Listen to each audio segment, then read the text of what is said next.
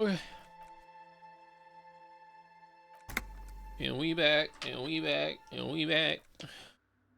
Alright, I was in the church. Hang on, I gotta put fucking chapstick on because my lips are dry. It's pomegranate flavored. Honestly, not my favorite flavor. Chapstick, but you know, could be worse. Could smell normal. Get that normal chapstick flavor. Disgusting. I already talked to everybody, and I talked to Tiago. I expected the shit. Alright. Alright, I'm not supposed to run in here. Whatever, I don't give a fuck. I don't think it actually does anything. Okay, wait. What do I need to do? This is for the end of the game. Tell him to get in. Tell him to get in. Tell him to get in. Call the station. Call Jamrock Public Library. I gotta do all this before Kim leaves. Like the traps. I still got that last trap. Give the bird to Gart. This, I'm pretty sure, is for the tribunal. And then I gotta somehow forge the fucking signatures. So, I guess I should try to do all this shit quick.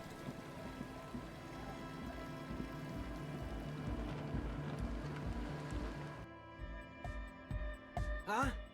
I see you. I gotta talk to Hi Andre. again. So, how are things going? I don't know it has the signs, but what's the deal with Ega there? He's a quiet man, mostly communicates through music, and by being a master of ceremonies. What's a master of ceremonies? You know, a host, a declaimer of slogans. He's a performer, gets the people going. Provocative, it gets the people going. How do you communicate with him? Well, he's just kind of here. I don't really know how to communicate with him. Have you ever really talked to him? Yeah, sometimes. When I stumble and find my way into his center, you have to hear a lot of hardcore to the mega first though. The man smiles mysteriously, choosing to let the beat speak for itself. I get it. He's a puzzle. About the church, I checked it out. And? I talked What happened? I talked to the crab man. Oh man! Who is he? What did you think? Seemed okay, to be honest. Very spiritual. Really? Huh. Interesting. What's he doing in the church? Just preaching and praying from the looks of it. No matter. Is he gonna be a problem? Yeah, Noid is right. Let's get back to the point. What are we gonna do about him? Actually, he told me he wouldn't mind the nightclub at all. I don't know, man. Doesn't it feel like a major hindrance to you? A spooky guy climbing around when all the guests are trying to have nice, friendly hyper time? Nice, friendly hyper time. I want to have nice, friendly hyper time. Don't worry, I don't think he really gives a damn about you or anyone else. I guess it's not a massive problem, now that I think of it. Everyone is welcome to dance till the morning light! Yeah! Maybe. I guess we'll figure something out. Okay, but what about the other spooker? The one in Grandma's clothes? Did you see her? I didn't see the other spooker, just some machines. But she's in there somewhere. Has to be. Have you tried investigating the machines? Anyway, do let us know if you see her. As always, we'll be right here, waiting patiently for the news. Yeah! I don't know when Suna shows up. The young man. This is hardcore. Hardcore! Hardcore to the mega. Internally coherent. I was wondering if you knew who killed the mercenary hanging behind the Whirling Rex hostel. Good morning, yeah. 1, 2, 3. Yekokata, the place to be. Why is this Yekokata the place to be? What does that mean? Yekokata is a hardcore place. Okay. I don't know when Suna shows up, so maybe I'll just come back tomorrow. Again. She doesn't have anything to say.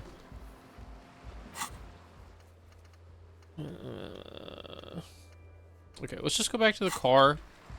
Or I guess I should inspect the trap first.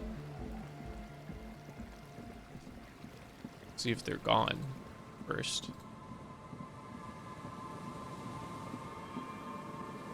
and I guess tell the working class woman that husband is dead.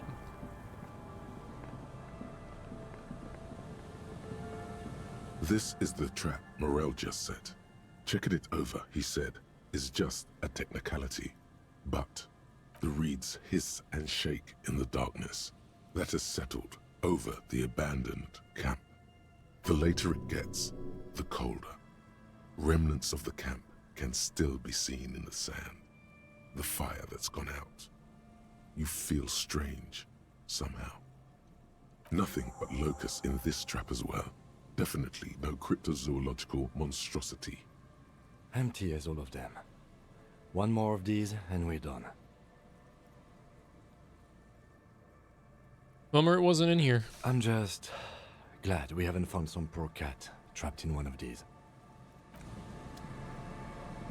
Okay. Last one's by the canal.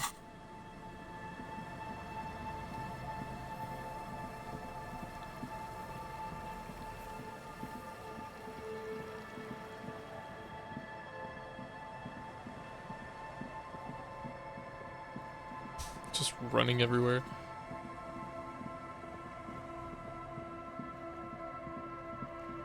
Oh, I never went over there, apparently.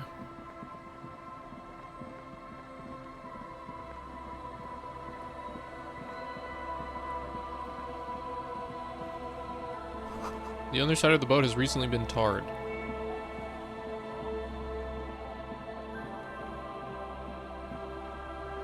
Ah, here we are. It takes you a moment, but finally you spot the last of Morel's traps. This one's partially obscured by the reeds. The reeds bend forlornly toward the water. Some tufts have been crushed. The broken stalks sickly pale against the darkness. In the east, the city center hums to you.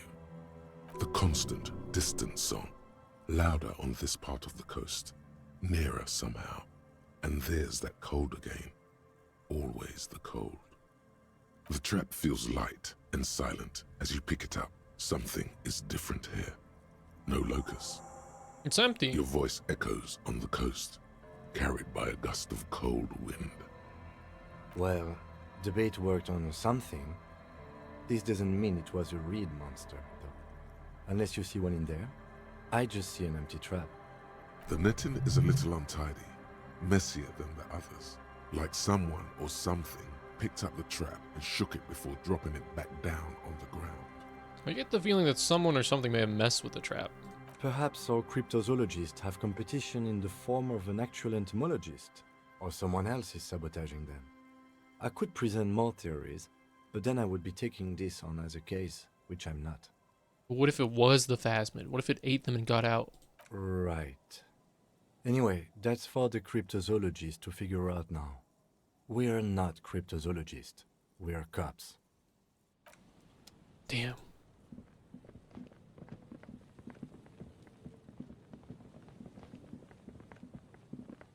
Oh well.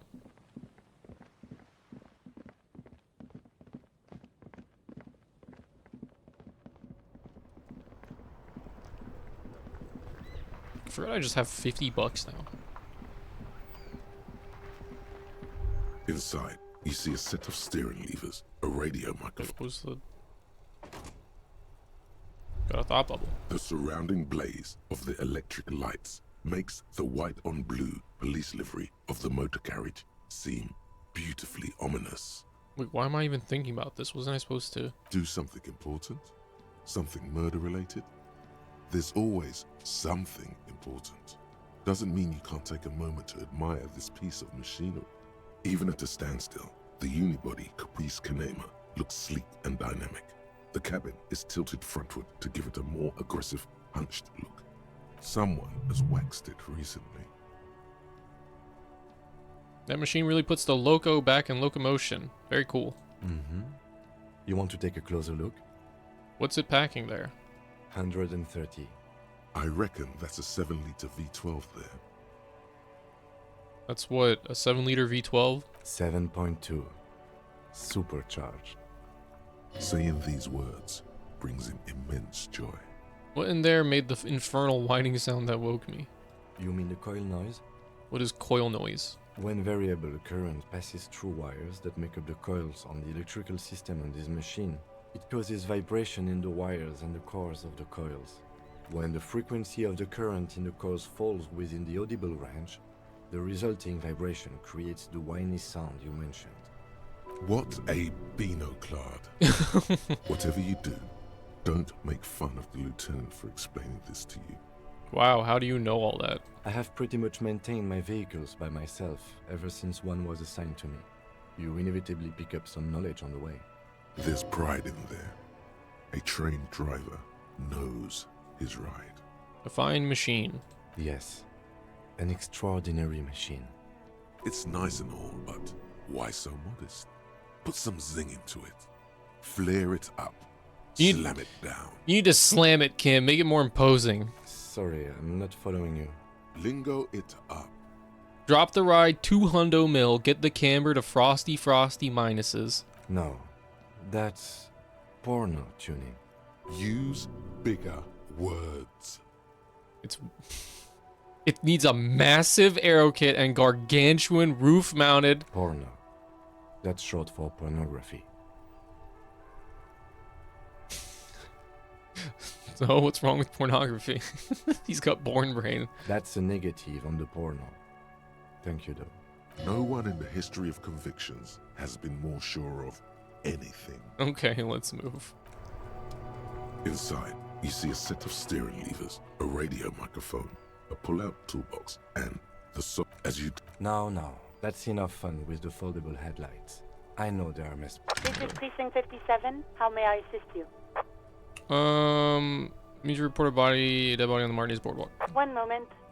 Can you please describe the body? Age, sex, cause of death? Unidentified middle-aged man looks like he slipped, fell through a hole in the boardwalk, and hit his head against the metal bench. The man was about 173 centimeters tall, stout, with dark hair and a mustache. We suspect he might have been inebriated when he slipped. There were bottles all around him, and traces of vomit on his shirt. Any signs of violence? No, seems like it was an accident. No field autopsy necessary. You can hear her quickly typing in the background. What about his belongings? Did you examine his clothes? He was wearing boots, trousers, and an old leather jacket with a bright blue lining. I found a library card from his pockets. Any information on the library card? It's from Central Jamrock Public Library. It belongs to someone named Billy Mejan. Good. You have a lead. Do you and Lieutenant Kitsuragi want to take the case, or should I assign it to someone else? We're taking the case. I have assigned the case to Lieutenant Kitsuragi. Please follow up on this library lead to identify the man. We'll send someone to take the body to the morgue. That's all for now. Thank you for reporting in. Is there anything else I can do for you? Connect me to Jamrock Public Library. I'm afraid they're closed. It says No! here that the library is open from 10 a.m. to 6 p.m. We should try again during business hours. Anything else, Detective? Firewalker. Right. Please hold. 10-4, come in. Fireworker, over.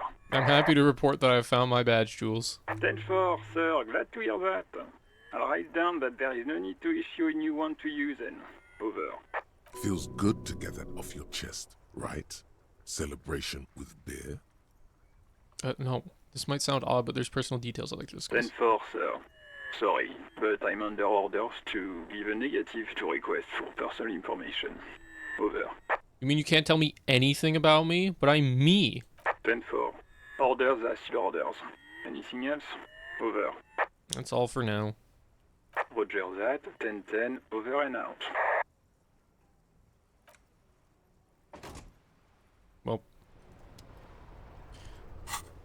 Welp.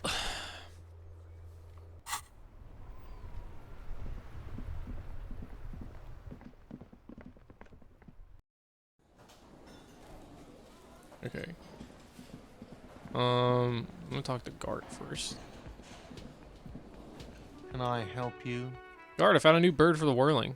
What is this thing? It's no biggie. I just thought it would look kind of nice on the wall. I'm that kind of cop. What, the interior decorating kind? You know, I'm sorry. this is actually a nice bird. A competent piece of taxidermy. I can fix it to the plaque and have a new bird in the establishment, I guess? So, I don't know. Thank you.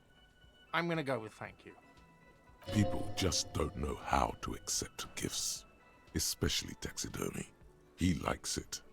He likes the bird. It solves his broken bird problem. I feel good about our work here today. It's all about the little things, like bringing people random stuffed animals. Gart, I need to sing karaoke now. No, you don't. It's not happening.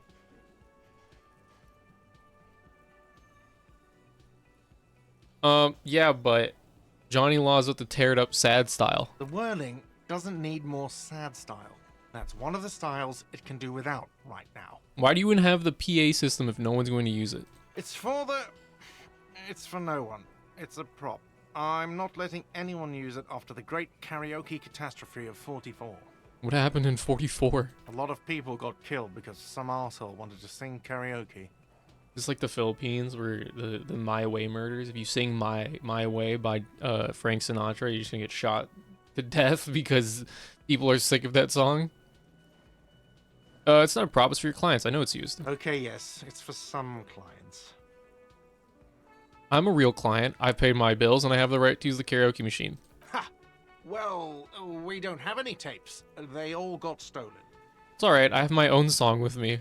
The man in the vest and the violet shirt stares at the tape you've just given him. He begins to frown. Hard. Fine, fine. Climb on that stage and do your thing. Just get out of my hair. I'll plug it in for you.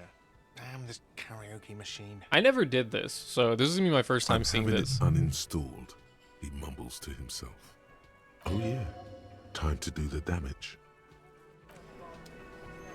Alright, Kim, you're not ready for this.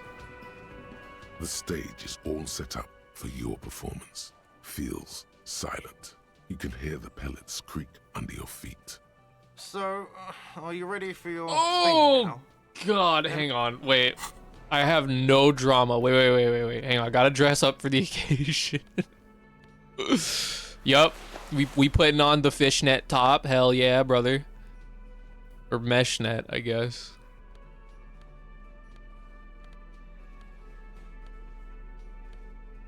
Yup.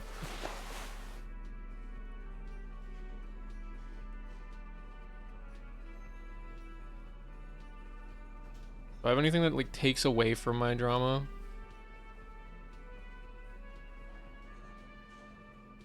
No?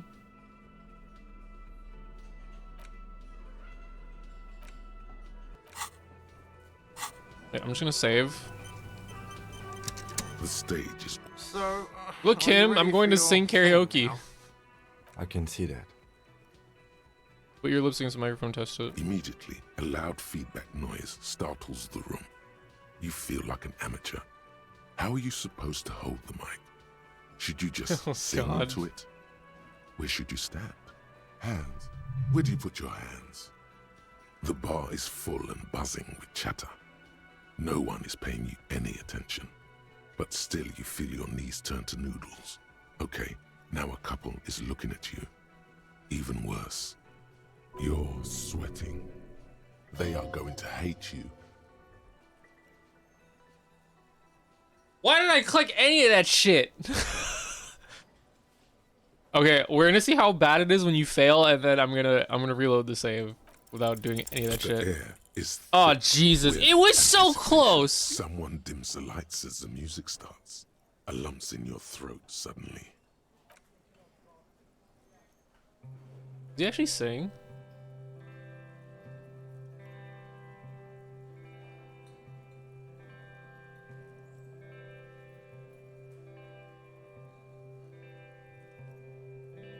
I would often go there to the tiny church there, Is that the Ty's voice actor? the smallest church in Sanson. Now it once was larger. What the How the real may rest there. down through the mist there, towards the Seven Sisters,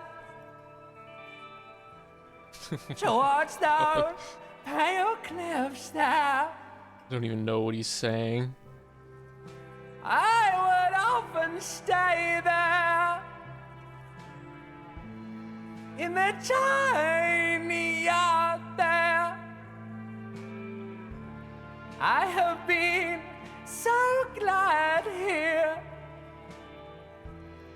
looking forward to the past here. But now Oh God. you're all alone. None of this matters.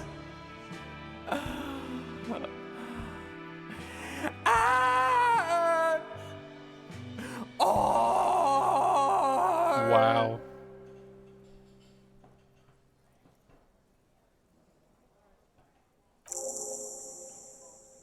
Well, there you go. Do you hear that? It's the most pathetic applause in the world, Harry, made of pity. No one liked you. You didn't like it, huh? Your words echo in the karaoke mic. People talk in the distance. A couple tries not to look at you. Quit yelling into the mic. Oh God. Fuck you, I gave it my fucking best. I gave it everything and you shit on me? Someone walks out of the room by the front door. Some woman. Is it because of you? Just stand there. That's it. I'm unplugging it. That's it. You're unpowered. Let's go, officer. These people wouldn't know a good performance if it beat them in the ass. You liked it? Detective Dubois, it was downright tragic. Now, let's go. I mean it, he thinks. To him, being a cop in the RCM was truly expressed in that performance. You know what? I kind of want to keep... Just because Kim said that, I'm not reloading the fucking save. I'm not reloading the fucking save just for that. Kim's too much of a real one. Where's my horrific necktie? There it is. Yeah. Yeah. Oh. I mean, you know, that went about as expected. You have anything to say for this? Anything else to say Yes. for this? No? Gart, you have anything to say for this? Wow. Just wow. I hope you really enjoyed yourself up there. Had a cathartic experience. Because for the rest of us, that really sucked. You don't understand my performance. Those high notes, I purposefully shredded them to convey a strained, worn-out sadness. I get it. You were purposefully shit. So original. I'm not letting anyone up there again. Ever. Now, what did you want? I'll just watch, like, the pass performance on my own, then. Goodbye. I'm not giving you any money anymore, dickhead. Yeah. Okay. Hey, Lena, I found your husband. Oh, sweetie, I don't even know how to thank you for finding my husband and helping him out. I hope we haven't been too much trouble for you. I'm basically also a cryptozoologist now. I knew it. I'm not surprised. It's already getting out of hand. Well, in that case, sweetie, let me give you a small token of my gratitude. It's a tie, Mesk in origin. The pin is an antique, quite special to the cryptozoological community. The little silvery knob holding the tie together feels warm in your hand. It's in the shape of an avian skull with 8 eyes. Whoa. You never told me you've seen the Phasmid? Oh, you don't want to hear about some old woman's ramblings. Ramblings? Nonsense. Your description of the Phasmid is the most precise I've ever heard. But, darling, I didn't even get the size of it right. You were a child, my dear. Really. It's extraordinary what you were able to describe. Now go on. Tell our friend about it. He's proven his interest in the field. Reflexively, The lieutenant read his familiar notebook. Well, it was summer. I was building a racing track out of sand on the beach near a tall stand of reeds. Quite a tall one. Many times my height, I remember. When, all of a sudden... What happened? I'm not gonna ask for her age. That's fucked up. I looked up, and one of the reeds moved. Not like a plant, but like a living thing.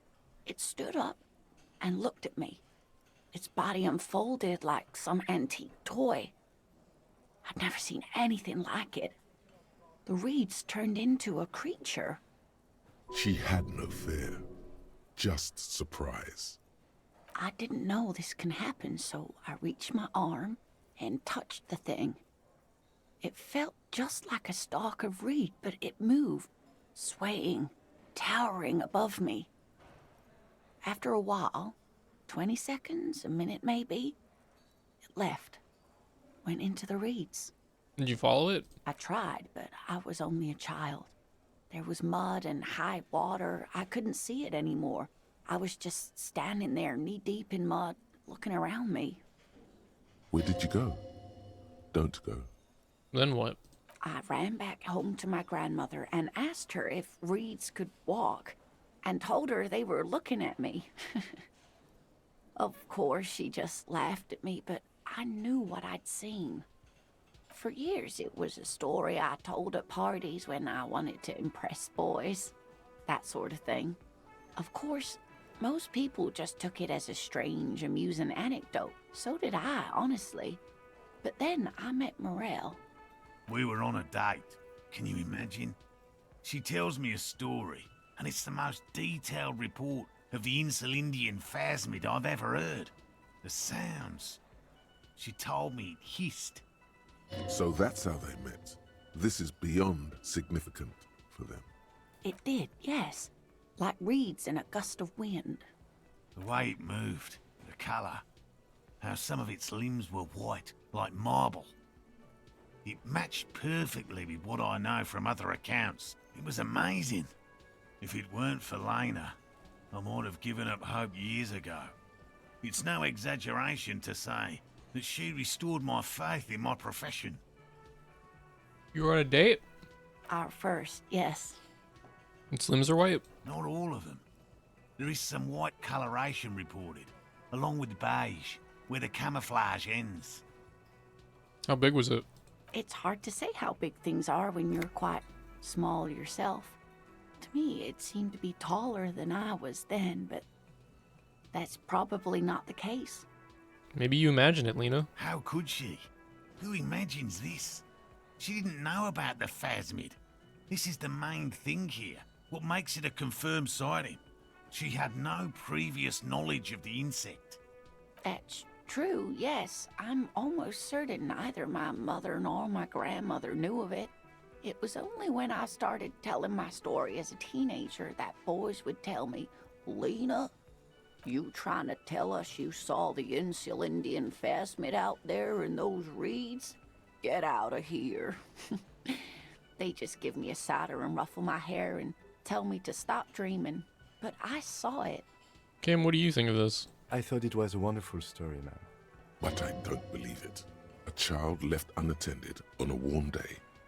Children make up stories and then end up believing them. Thank you for sharing this with me. You're welcome, sweetie.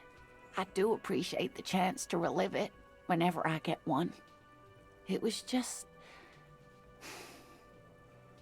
such an impossibly sunshiny day. So warm. And she could get up and walk right into the reeds on her own. Into the mud. Anywhere.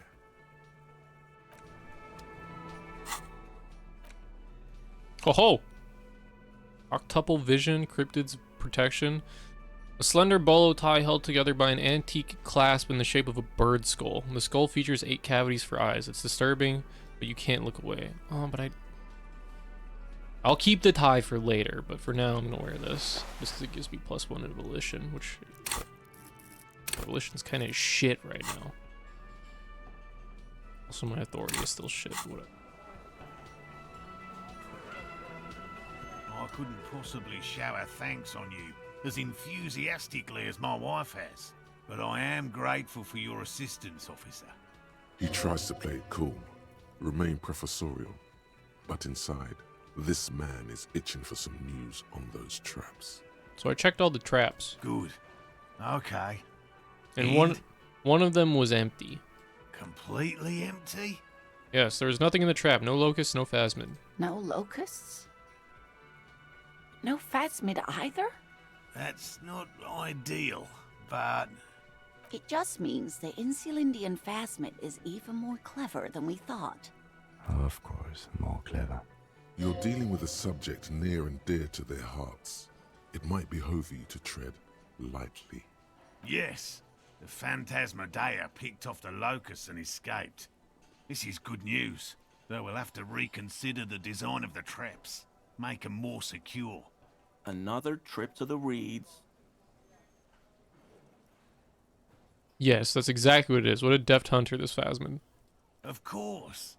Be sarcastic. Unless you have an alternative hypothesis you'd like to venture. Mine stands, okay? Actually, no. Excuse me for getting emotional. This is a big deal for us. You've helped us twice now, and brought some great news too. My gratitude, and the gratitude of the Société Cryptozoologique de Ravachol, is yours. Heartfelt gratitude. But does it feel like closure? What really happened? We'll find out at the end. Thank you, it's an honor. We should probably return to our main investigation here. This has been refreshing, but... Helping cryptozoologists isn't really a priority for our organization. Holy shit. The lieutenant looks out the window, impatiently. Enthusiastic about the phasmid, something up the trap. Kuno's a hooligan? Considered alternative. What? Okay, whatever. Consider the way the empty trap was disturbed, as though shaken. Most likely the hands of a young person. Oh. Hands small enough to fit inside the trap, too. I may have met a kid that's the locust stealing type. Kids? What would a child want with bags? Oh, my dear Morel. You've been an old man for too long. Kids love to torment insects almost as much as they love to torment old folks. I'll talk to the little gremlin and see if anything comes up. Delinquents, my favorite. Oh, you've been such a dear to us. Please, let us know whatever you turn up. I have a feeling we're getting so close. Well, I see you've got all the help you need. I'll see you tonight at my place.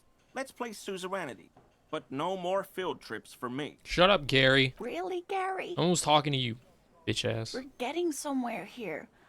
I'd love to play suzerainty, but... Lena, I'm sorry, but you're not getting anywhere. It was some kids. I know the little mutants around here.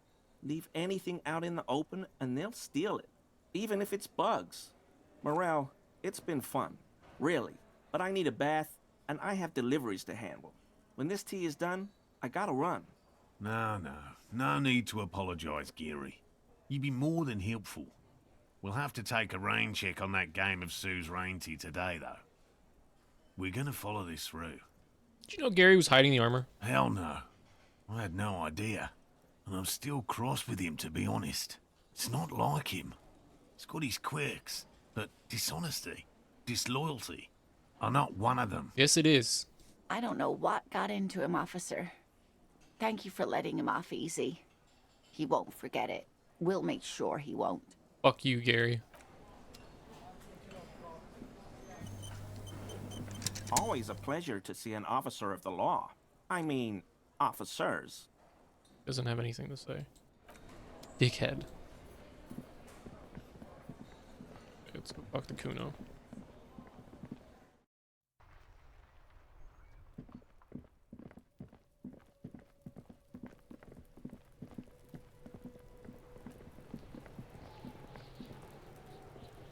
Cam.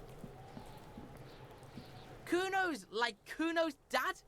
Kuno doesn't give a fuck about anything. You wouldn't happen to know anything about any missing locusts? No, Kuno doesn't give a fuck about bugs. Oh my god, I told you that shit is lame! Shut up, see. Now they're gonna take you to lame prison! She sounds like she's about to cry, out of disappointment at Kuno's newfound lameness. Now hold on, no one is lame here. Just tell me what happened. Deny everything, Kuno. You need to lawyer up. Kuno's not gonna say anything without his lawyer present. There's definitely something going on here. Remember his pig's head shack? You should check it out. Kuno doesn't fucking care. Kuno.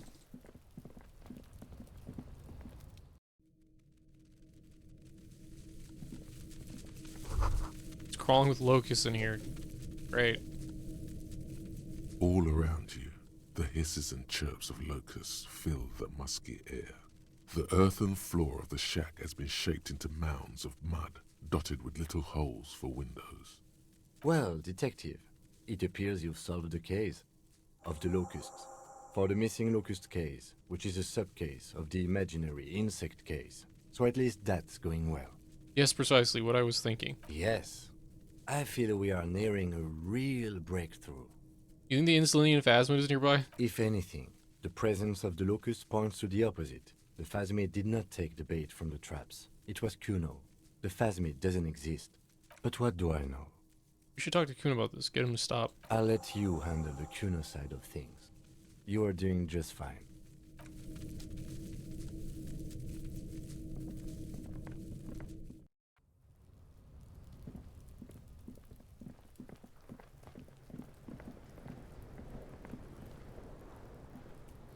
Kuno's like Kuno's dad.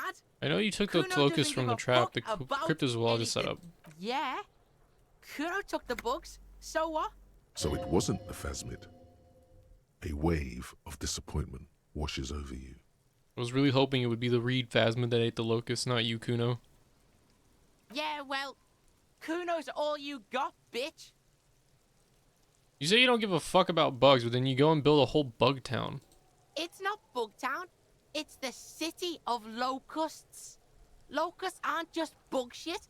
They come out of the sky like a fucking shadow. Shit descends. Like a plague. Stop! You stop. It's like their fucking night. Locust City, Night City, City of Rage. The girl forces herself to watch again, the corners of her eyes twitching from discomfort. City of Rage sounds like a cool place. Kuno, the pig wants to help you. Oh, that's how lame it is. Please just don't say you're an artist. Maybe I am an artist. You hear that, everyone? I'm a fucking artist now.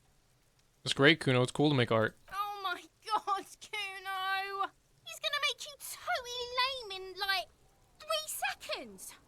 Don't let him, Kuno. Yo, fuck you, see? Kuno can be what Kuno wants to be. Kuno's his own man. Kuno's free. Kuno made himself into Kuno. Kuno can make himself into anything. Kuno can make himself into a pig if he wants. Kuno can make himself into a... Kuno doesn't give a shit. Don't make yourself into a pig, Kuno. You'll have to take me away. So that's what this is about. I'm gonna say nothing. Without a word, she disappears entirely behind the fence. For once, the boy is lost for words. He turns completely red now, with splotches of white beginning to appear across his face. And then you just stop taking locusts from the traps. The cryptozoologists are trying to find something very important. Those locusts are bait. I don't give a shit. I don't need the locusts anyway. Shit is all lame now. C was right. The girl's face appears again, above the fence, just long enough to make eye contact with Kuno. I have to ask, what does the City of Locusts mean? It don't mean anything. It's shit. Kuno just likes to focus. Kuno likes to concentrate on shit. Build shit when he's zipping hard. Fuck. Pig, you really shouldn't have fucked with Kuno City. Now it's all fucking lame. What's going to happen to the locusts? Kuno's gonna let the fucking locusts die. Okay, now that that's settled, I'd better be off. The fuck are they trying to catch anyway? With the traps? The Insulindian phasmid. He recognizes the name. Wait, you know what the Insulindian phasmid is? Bitches think Kuno doesn't know shit. The fuck out of here. Kuno's tired of this shit. There's silence between the two children. They're not saying anything to each other, nor looking in each other's direction. Kuno's like Kuno. Kuno does. All right, Kuno. Okay.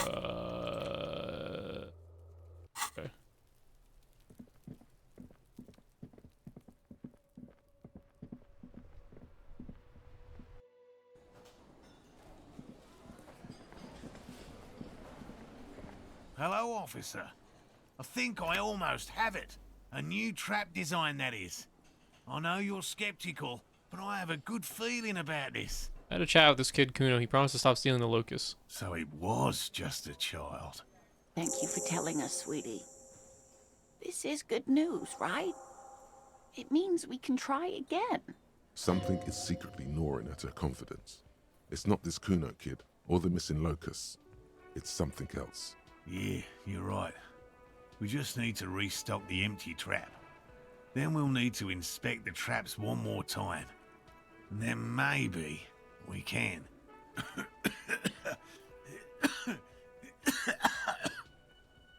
Darling, I told you to take it easy.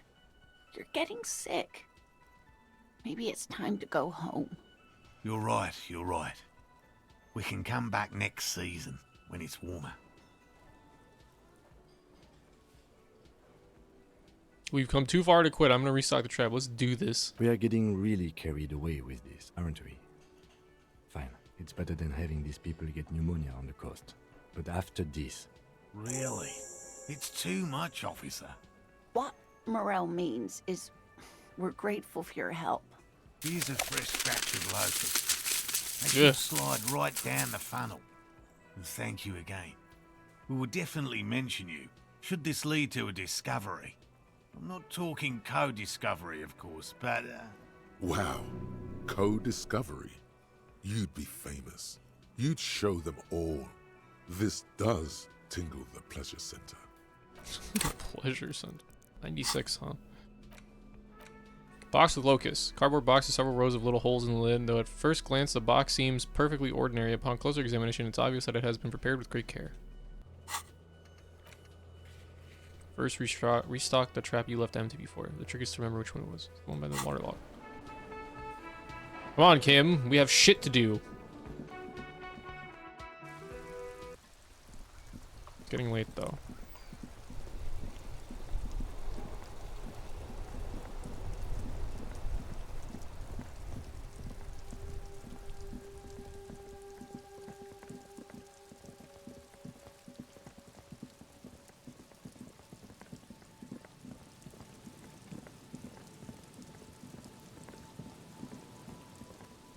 The trap stands empty amongst the reeds. No insect sounds or movement around. Only the reeds, melancholy rustling. Rain drips from the netting of the trap. This was the one. Fantastic. The locusts, dazed from being transported, slowly begin to acclimate to their new surroundings. They're not really going to get the chance to get comfortable here. Good. Now that's done. When do you think we will return to our impending apocalypse of a murder investigation? Don't answer that. It was a rhetorical question. It's the end of the day. It's fine. Gotta go back to lean. Can I just, like, fast travel?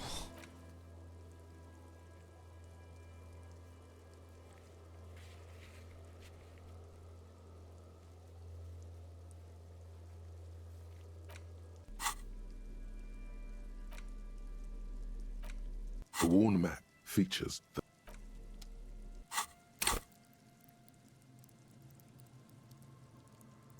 Wait, I already have a skill point?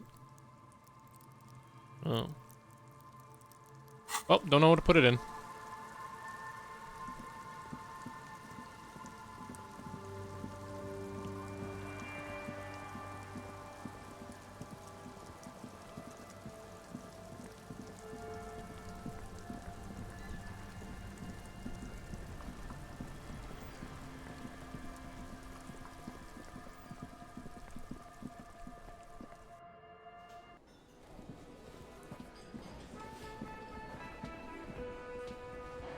Hello, dear. It's good to see a familiar face. I restocked the empty trap. Where's Morel? Thank you for doing that, dear. Her smile is weary. Her earlier ebullience has left her. Morel still isn't feeling well. I convinced him to stay at Gary's to get some rest. I'm afraid the cold has really gotten to him. It's probably for the best. It's awfully cold out there in those reeds. I'm sorry, dear. You've had to drudge through them so many times. Such is field work. A young person's game, as they say. So who's going to check the traps? Morel will eventually, or we'll talk Gary into going back out, perhaps. The lieutenant stares at his shoe, caked in mud. He doesn't say anything. Something tells me it's up to me again. No, you don't have to do that. Enough of this fool's errand. Morel will do it. I'm going Or over Gary. there You anyway. have work to do. I've wasted enough of everyone's time. Once more, onto the breach then. That really is too much, sweetie. Thank you for your dedication, but I can see you're coming down with a cough yourself. Very strange. Why is she not letting you do this? It's like she's given up. Lena, what's wrong? You seem different. Different? How? You're not telling me the whole story. I'm not. It's not that. What is it? It's a strange feeling. I haven't really told this to anyone, but you are a police officer. Do you ever wonder if some lovely story from your childhood is just that? A story? Or a dream? Seeing the Insulindian phasmid was just a story I used to tell people. I didn't really think about whether it was real or not. But Morel told me you'd seen it. You also told me. Morel's so proud of it. He always tells everyone. A terrible sting in the heart. Regret. You seem to really believe it happened. Doesn't that count for something? No, sweetie. There's more to it than that. Morel was so eager to believe my story was evidence of the phasmid's existence, that I'm some queen of the cryptozoologists. That, and for years his belief made me believe too. That I am a queen? An extraordinary witness to grace. But now, we're both getting old and he's still working himself sick out in those reeds looking for it. But what if I was just wrong? I think I was. The lieutenant opens his notebook, but doesn't write anything. He's hiding. These things are tough on him. Matters of love, not violence or deceit. An acorn is not the same as the tree. That requires time, diligence, and care. And I need something good here. All qualities these two seem to share in abundance. Wrong or not, your relationship with Morel isn't just about the phasmid. But it is. We've spent years searching for the phasmid, hunting it together. Without it, what are we? Just another pathetic old couple.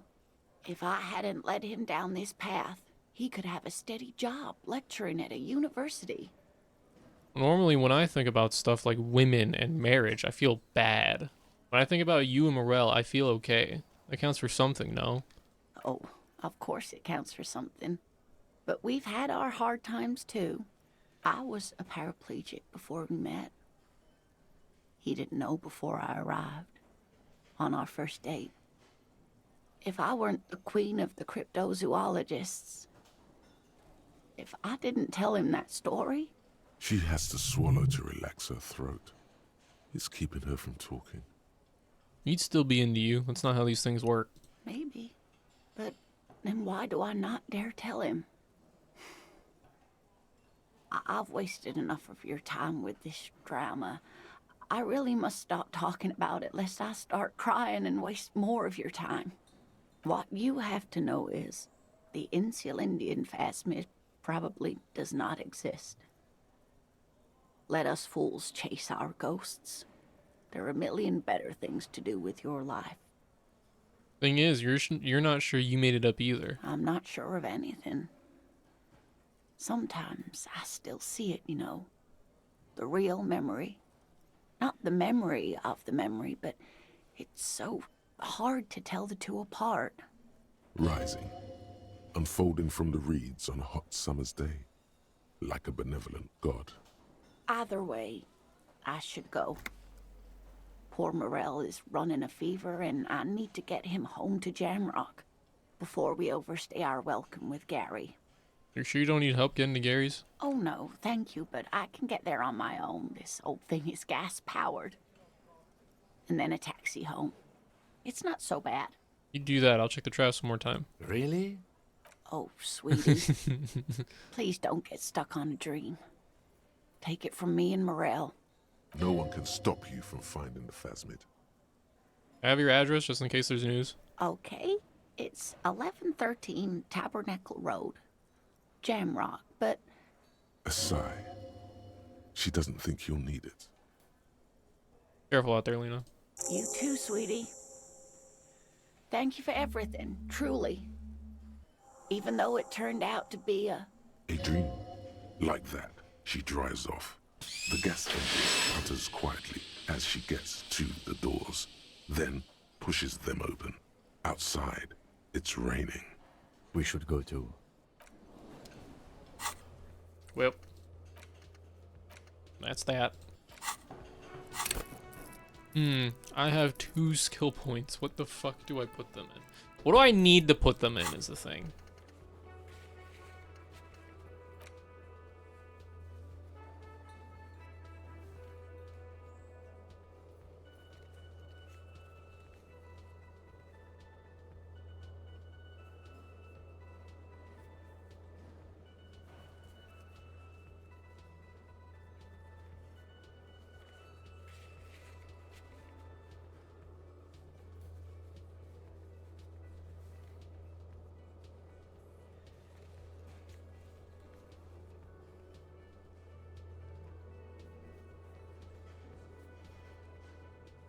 I mean,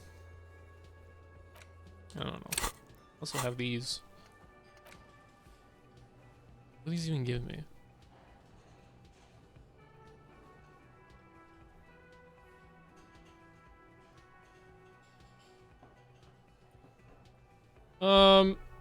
Let's see.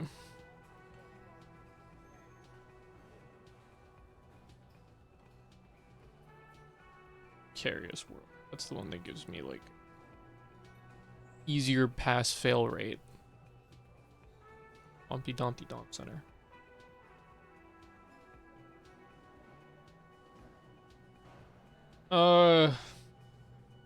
-2 suggestion, pretentious wanker.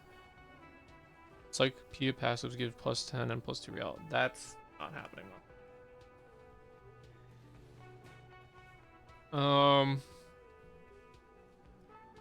Wasteland of reality that makes everything worse. Cold de Momadaqua. Perception of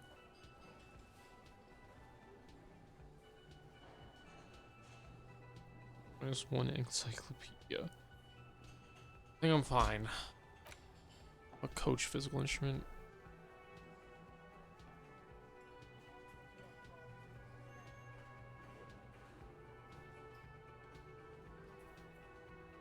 +2 physical instrument shirt slot is empty. -1 encyclopedia facts are not for Vena cards. I don't want that either. Alright, I don't really want any of these.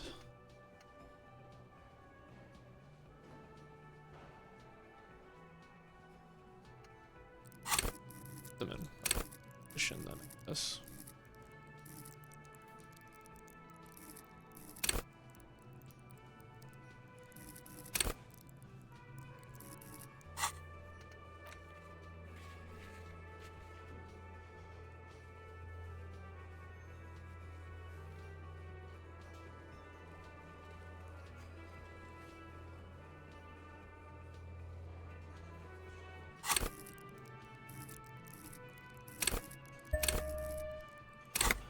We'll do volition and maybe visual calculus. Just because reconstructing time schemes. Well, just do more volition or Inland Empire. Esprit de Corps. I'll just hold on to this for now until I know something that I need.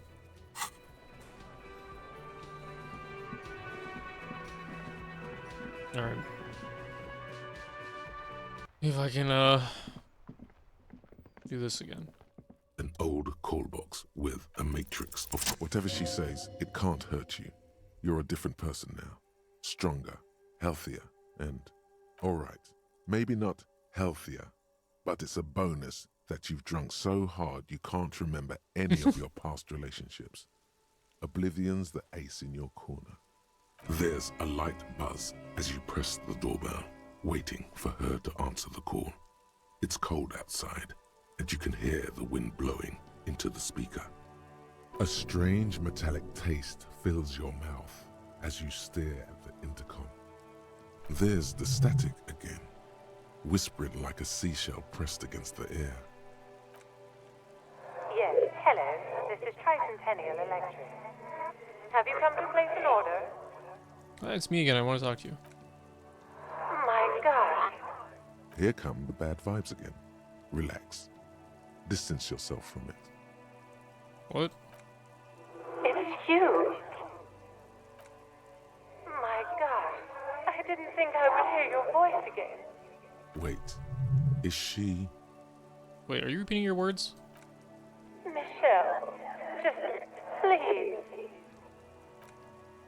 Why did you even call? I don't understand. You've been gone for months. I thought you didn't care. Doesn't matter to say, you're just gonna continue, right? The voice from the intercom doesn't answer, but you can hear her breathing. Wind blows into your microphone again, crackling and echoing in the box. Your hands are getting cold and your breathing becomes visible, forming small silvery puffs in the air. Is it over? Can we talk now? Ever since I came to work here, it's been different. As if my mind's been wiped clean. It's so nice. It's so nice to be able to finally forget about you. Okay, so the Pale's like fucking with her. And then it hits you. You're a recording. She tries again not to cry, and still doesn't succeed completely. Her quiet sobs sound old and distant, as if her voice is being played off a wax cylinder. Real or not, your mirror neurons react. It feels painful to be listening to this. Anger boils up in your chest. Go ahead, ancient recording, cry then. Her sound melts into the static from a long-distance phone call. From time to time, you can hear people talking in the distance, but can't make out any words. This is where you hung up the call the last time, but the recording is still going. A phone rings in the office with an old-fashioned chime, and someone walks by in a pair of heels. The static is like a warm blanket wrapped around the sounds. Is anyone there? No one replies, but the static grows stronger like rainfall. Then a female voice speaks out, completely different from the one before. Glorious and total somehow, crawling inside your head. For 300 years I have been here, volatile and luminous, made of sodium and rain. I was not ready for that. If you want me, you can find me on the beach. Dans la dernière balle. So... it was a recording trapped in the circuitry from some ancient tenant. This sometimes happens. Shall we conclude here? We have other mysteries to solve. Wait, a recording trapped in the circuitry? Mm-hmm. I don't have time to explain it to you right now. Maybe sometime later. Something weird just happened to me. Don't take this the wrong way, but during our short stint working together, something weird is almost always happening to you. True. Cool, cool.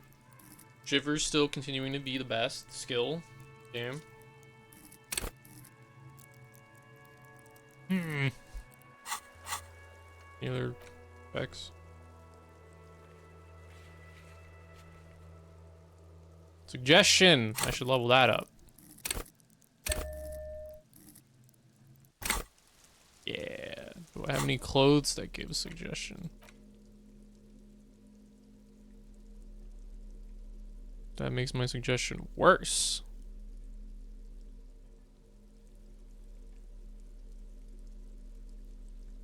The blue naval coat. I guess that would I guess that would impress Lillian, considering she has her own skiff.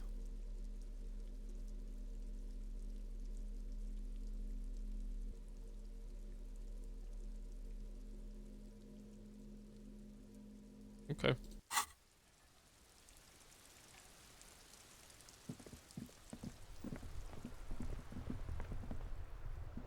Kim, is it late for you? Yes. No. Okay. Oh, maybe I can give Cindy the paint.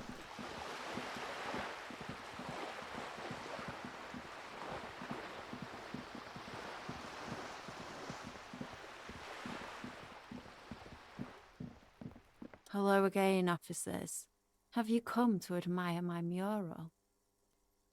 That bed in the coal room yours? Ooh. Not only have you found my address, you've discovered my biggest secret. I'm a coal miner. She does have eyes that seem to be smeared with coal. Not the nicest place, but I guess it'll have to do. It doesn't have to do anything at all. Nothing does. Like me. Right now, I'm doing nothing at all. Really? You're a miner? Yes. I keep hoping a shaft will collapse on me. But somehow, it never happens. Don't you have a real home? Does anyone in a city like this? If there's pain about any particular home she's lost, she's buried it deep, fortified herself against it. Cool. I have other questions. Shoot, Piggy. It's what you do, isn't it? You won't be talking about the murder, but maybe you can tell us something about the murder victim's missing armor? What do I care about some fucking tin eggshells? Isn't armor art for the body? Okay, come on, Cindy, just help me out here. Ugh, alright. Sad Piggy. I'll give you this one. I saw a little girl in the fishing village running around with military-grade handwear. Look cute as hell. Could that girl have been little Lily? It's not a bad place to start. Oh, little girl in the village. Little Lily. Could have been her. Small kid with giant white armored hands. If you've seen one of them, you've seen them all. Fair. Can I give her the, thing?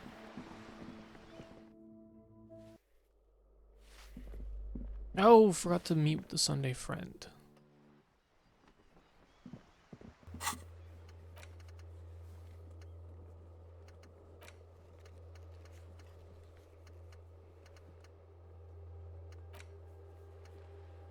Sometime after 21. After 21. Hello again, officers. Have you come? Okay.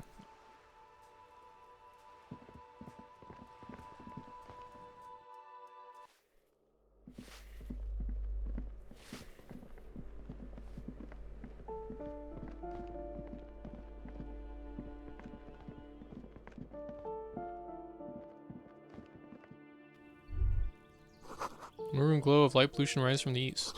You hear distant traffic. Night is falling on the city. Curtain shifts just a little. Someone's watching from within.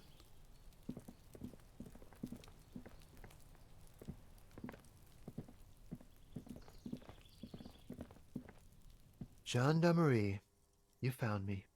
It feels like a Friday. He seems to be in a good mood tonight. And his shirt is still unbuttoned. If you've got your hint, we found the key right under the stone. Beautiful. So tell me, are you here to make things right again? Honestly, I'm just trying to not screw anything up. Beautiful. I have some good news for you. My Sunday friend is visiting me tonight. I told him about you and he'd like to say hello. Step in. He's already waiting. Is it Friday tonight? It feels like Friday. Yeah, it does feel like the end of the week. Such gentle weather. Why would I want to meet your friend? Trust me, you do. Very well, I'll talk to him, but first I want to talk to you. I have so many questions. That's nice, but I don't have anything to tell you. It's my friend you're looking for, not me. He takes another drag of his unfiltered cigarette and looks around. It's getting dark and the neighboring windows have lit up one by one. Downstairs, a cat crosses the yard, disappearing into the bush. Besides, I've got to run. He's going to leave you alone again. That's sad. But I just found you again. Just look at it. It's a beautiful night. Who's going to stay in on a night like this? He's right. Only losers go to bed early. Time to break out the booze. A man on high heels stumbles out of a basement club, music blasting over the entire district. It's chilly, and as the chemicals hit his nervous system, 1,000 shivers ripple through his body. Only if you promise that we'll talk again. It's important. Something flutters in the corner of the lieutenant's mouth as you're saying those words. It's laughter. We'll talk. Just not tonight. Take care, alright? Ho ho. Leveled up again.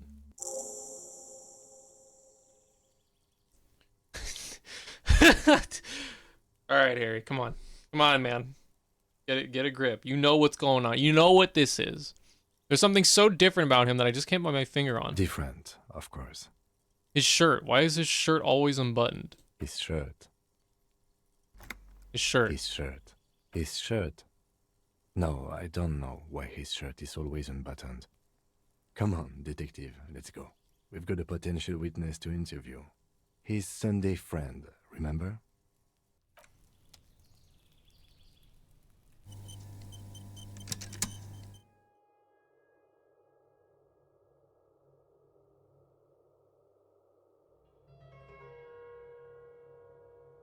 Excuse me.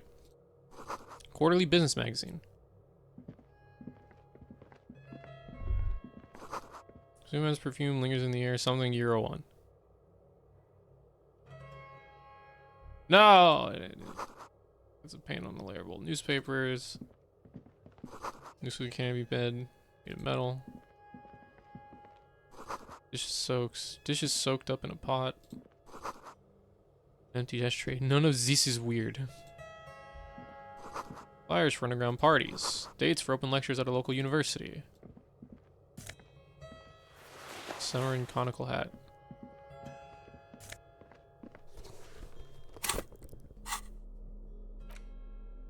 Become the dragon. Become an addict in a strange bathing robe. This sleazy, silky bathing robe is in vibrant blues, features a strong, roaring dragon on its front, ready to take off into the night. A red belt has been provided for fastening. It's culturally insensitive, but only for people who are not from Seoul. The real Seoulites probably don't care. Super logical for a cop to wear this. Insensitive bachelor party vibes. This tawny cone-shaped hat looks like a beacon of Samaran wisdom, its straws sticking up like antennas. Thank God you can't really see people's reactions when they see you strolling around in this incredibly insensitive headpiece. Nice. Alright, pal. Officers of the Revachol Citizens Militia. My name is Charles Vildrouin, and I am an official with the coalition government. I work for the Institute of Price Stabilité on assignment from Sur-la-Clé. I heard you talking to my friend outside. Very good. Super. I am here to assist you in any way possible. Ask me about the hanging. No, first ask an innocuous personal question to get the interview off on the right foot. Yeah, let's fuck with him. Who does he think he is? Assisting you? Before we go on, I absolutely have to inquire about this wonderful canopy. Oh yes, my friend has a great eye for these things. He refuses to tell me where it came from. It's a mystery. I believe they call this type of frame industrial. It's very comfy. That's really all I can tell you about it. What was that? You were supposed to fuck with him, not compliment the decor. The lieutenant takes out his notebook and nods to you to proceed. You actually witnessed the lynching? I'm sorry to say I did, officer. This is just the break we're looking for. Easy, detective. No need to jump to conclusions. Is it because you did? Okay, start from the beginning if you don't mind. Officer, it's very difficult to describe what I saw that night. It was so surreal to me, like in a play. What do you mean, like in a play? It was just so strange. I could barely comprehend what was happening. I was on the balcony when it happened, getting some fresh air. I remember that first they came in, carrying what looked like a body. And then I saw all the surrounding windows go dead, one by one. That's when I understood. I should not be seeing this. Sounds like the victim was unconscious. Or at least incapacitated. Interesting. Who were they? Can you describe them? I couldn't see their faces well, and there were quite a few of them. But they were very loud and very Martinez. Let's just say that the laboring classes can get rather expressive with their profanities. How many of them were there? I couldn't tell you exactly. Less than 10. Maybe 8? The lieutenant sends you a sharp look at the mention of that number. Were any of them huge, like 200 kilograms huge? That's a giant you're describing. No, they were all quite human, as far as I could tell. Did any of them look like drummers? Drummers? Why, no. But then, I don't know what a drummer is supposed to look like. I think we can drop the drummer angle. That was my bad. What happened next? I went back inside. Yes, back inside. Keep yourself safe from the killing. Were you able to see anything from inside? Officer, the yard was pitch black. There was nothing to see, but I could still hear their voices. They were threatening to kill that poor man. Were they men, women? All men, I presume. But again, I couldn't see very clearly. What ethnicity were they? I believe they were mostly white, though I believe I saw 2 Areopagites among them. And I am quite certain that one spoke with a Mesk accent. What happened next? Well, that's the strangest part, officer. Nothing happened. It was oddly quiet for a public lynching. What do you mean nothing happened? They lynched a guy. Eventually, their shouts died down, and that was all. There were no gunshots, no celebratory shouts, no anything. Why didn't you call the RCM? You're right, of course. That is what one is supposed to do in such circumstances. I was simply in shock. I'm afraid I don't have anything else to add. About what time was all this happening, approximately? All I can say is that it was late. Let me get this straight. You didn't actually witness the hanging itself, did you? No, I didn't see the corpse until the following day. It seems this wasn't the break you were hoping for. I think we have everything we need. Thank you for talking to us, Mr. Villedroit. Of course. Anything I can do to assist the RCM. It's an official like you doing in Martinez. The Coalition is only looking out for the price stability. Inflation is a killer, like a heart disease blocking the normal circulation of the economy. It must be controlled. The economy impacts I'm the gonna get entire so international bored talking to this community, guy. which is why it requires international oversight. Okay, but what are you doing here in this apartment? Well, I'm renovating it. It is an interesting project.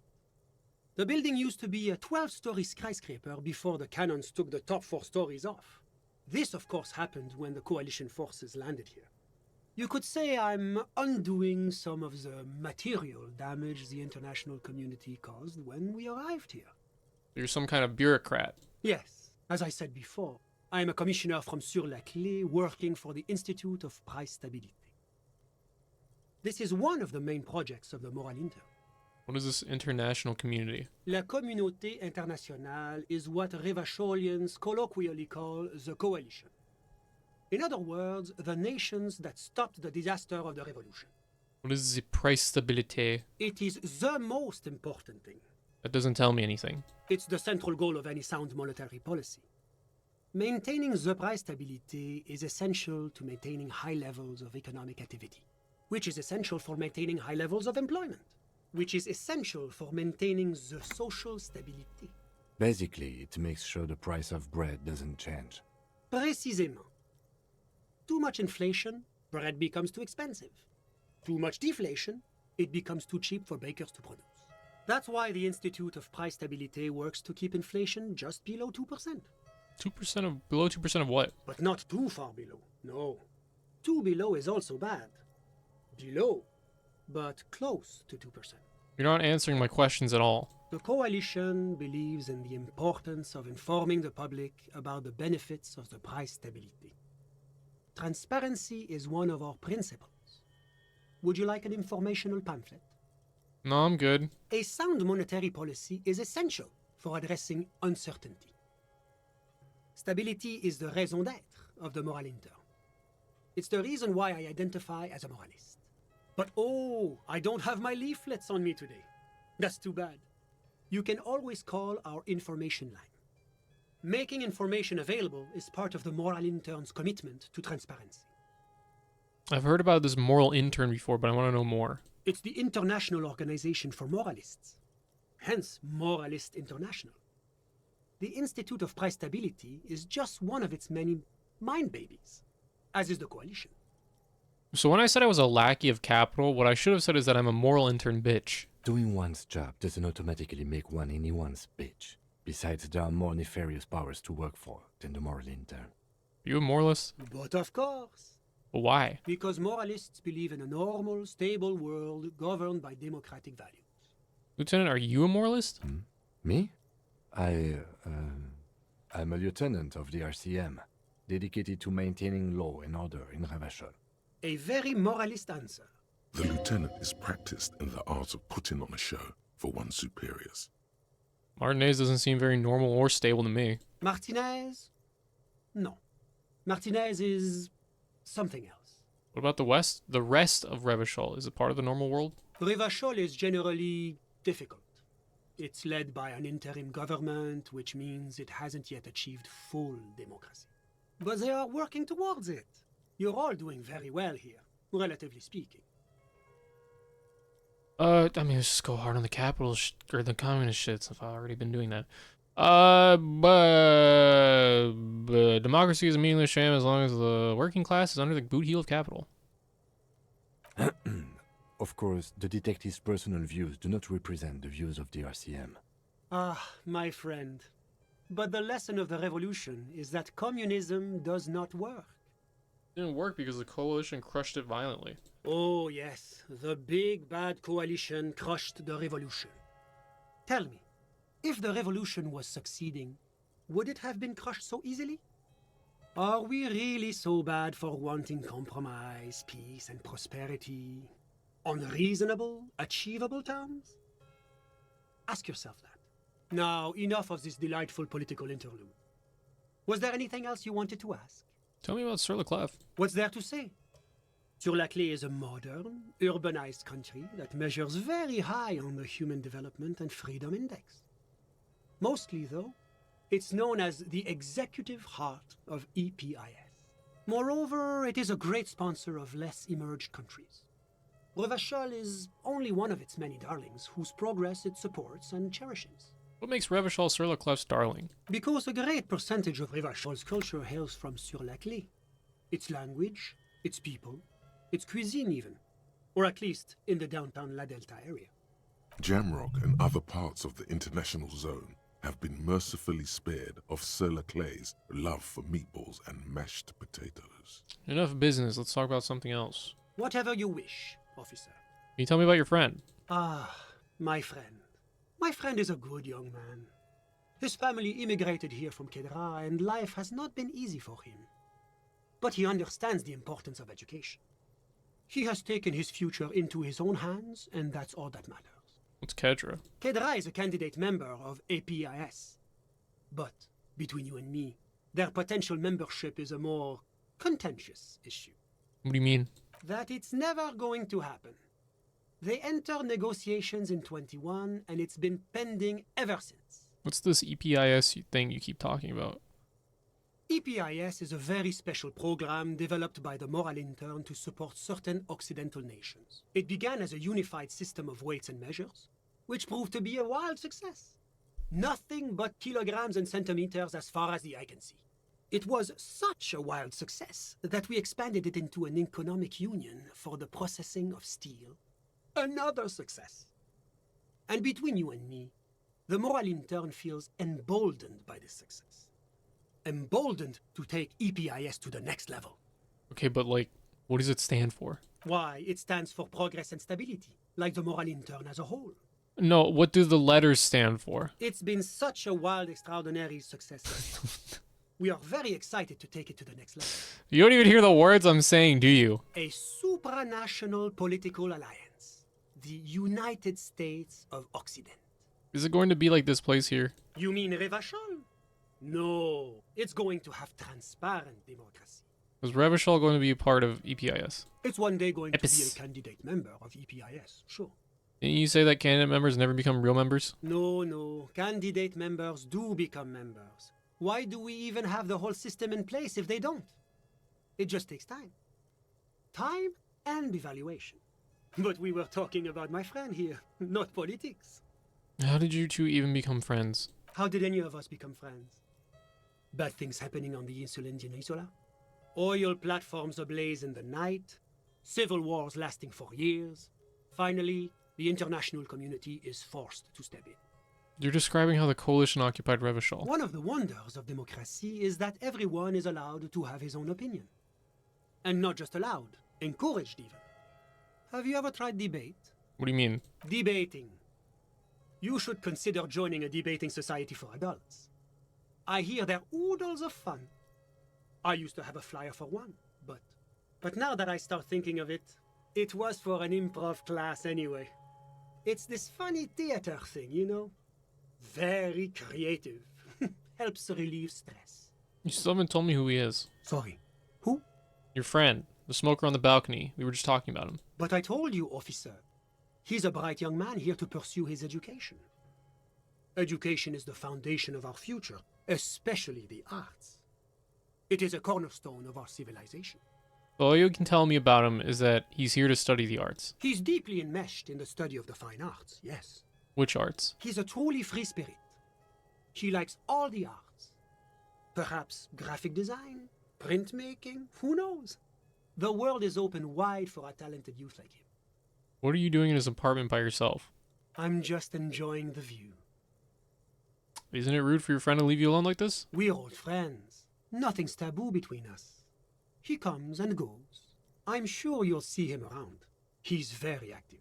I'm all ears, officer. Thanks, I've got all I need. A moment, officer. Do you have everything you need from me? I'm afraid we won't have the chance to speak again once you leave. Well then, why can't we talk later? It's against diplomatic best practices for an official in my position to be discussing murders with local militiamen. And I'm pressed for time. After you leave, I should be leaving as well. Thanks for the heads up, I'm over here stuff. Of course. I'm sorry I couldn't be the break you were looking for. Good luck with the investigation. Okay, get me the fuck out of here.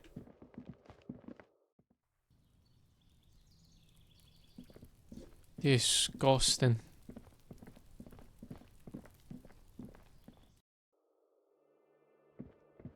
Okay, wait. Let's see what's going on in Kuno's dad's house. Wait, what the fuck is this? Moss crawls on those bathroom tiles. Actual moss. A shabby door hangs oddly on its hinges, secured to the doorframe with a safety chain. An unpaid energy bill is attached, threatening to cut off the electricity. It's addressed to Mr. Uno Doroita. Your heartbeat quickens, palms go sweaty. The siren of amphetamine is singing you her song. Like we found where Kuno's dad lives. And the place comes with 3 months' worth of utility bills.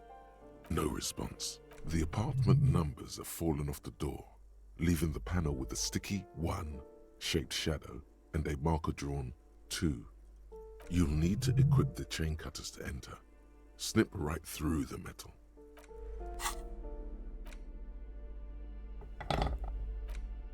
$3 bottles, A shabby door $2.30. hangs oddly on its hinges. Snip. The cutter goes through them like dead leaves. The links fall to the ground on the other side of the door. Don't let the quiet fool you. The beast is in there somewhere, ready to rip you to shreds with a broken bottle. I know there's no stopping you, but let's at least make this quick.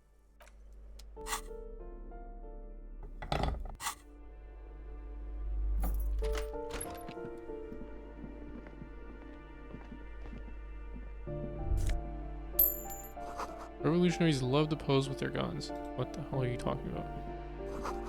Glossy erotica covers the wall wrinkled from moisture.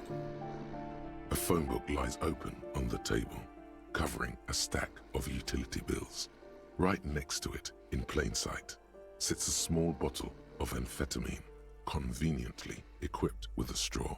Lieutenant, I've located psychoactive substances on this table. Good. Confiscate it. The minuscule amount of amphetamine doesn't interest the lieutenant in the slightest. He listens instead to something in the other room. You pocket the bottle as if it were the most natural thing in the world. Don't wait. Celebrate. Blast that shit right here. Take inventory of it once this boring table shit is done. Blast it before you face the beast. Deruita. You're going to need the encouragement.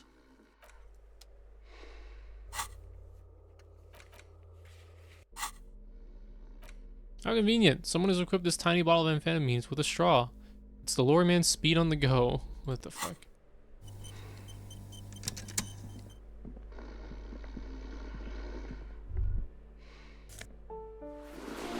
Your sinks with something sour. Real black jeans. A normal day for a normal guy. Thank God for black jeans. Everyone looks good in black jeans. Combine it with your favorite book t-shirt and a yellow plastic bag to channel that laid-back trash bin raccoon meets a cool professor vibe.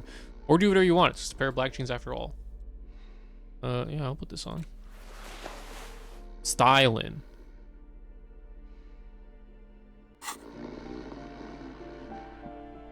A bundle of clothes heaped on the bed. A stained parka. Some towels and a duvet. Some socks even. In the dark, it looks like a nest. Hold up, Lieutenant. Look at that pile of clothes. Something underneath there is breathing. It doesn't give a shit that you're a cop. Stop your hand now, or you're gonna die. It's not too late. No one's going to blame you for backing out. You don't have to do this. Just get out. Fuck this, I'm out. Yeah, I don't feel like dying today. Master Investigator, you just can't keep yourself away from locked and hidden places, can you? It is my duty as a cop to investigate every square inch of this world. Attaboy, the world's secrets were made for you. They wait patiently for you to uncover them. Oh, Jamrock Shuffle. By now it's clear you like to look inside containers. You like to open doors and see what's behind them. Maybe secrets, maybe more juicy containers. Let's be honest, you like all containers. Trash cans, utensil trays, manholes, coat pockets, secret containers left behind by the Philippian kings that hold forbidden relics. Okay, you haven't come across one of those yet, but one day. Wait, is that why you're so hell-bent on opening containers? You think you'll find the Holy Scepter and the Orb de Montaña? Well, I don't have a level anymore, so... Oh, no, I do. Okay, what does this actually give me? So if I consider if it's worth actually putting points into. Jamrock Shuffle.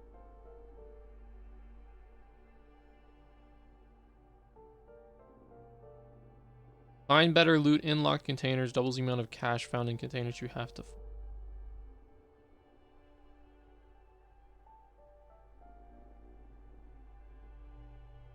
It just doubles the amount of money you find. Okay, well then no, it's not worth it. Alright.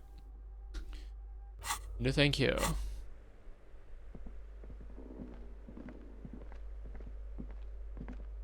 Get the fuck out of here.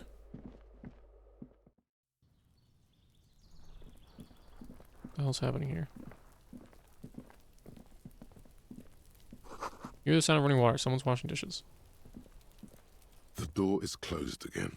Nothing to do here anymore. You hear someone inside, walking from room to room. Whoever lives here must be back home. Gary. What are you waiting for, Gary? Trying to sneak up on... Okay. Hey, Kuno, I found, speed.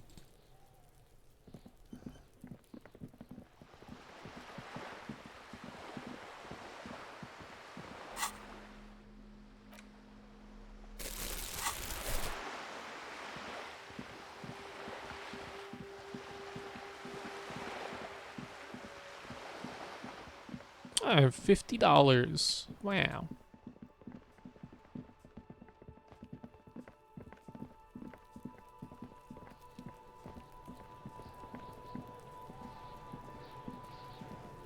Kuno's like Kuno's dad. Kuno doesn't give a fuck about anything. You know what? I'm gonna buy this. Here, Pig. We're fun now. Performance buddies. Kuno could already see you soaring through the air like a fucking eagle. Pig's in Kuno's debt now. Money debt. I gave you $15. There's no debt. Took care of the drug situation. Alright, so you got Kuno's kilo.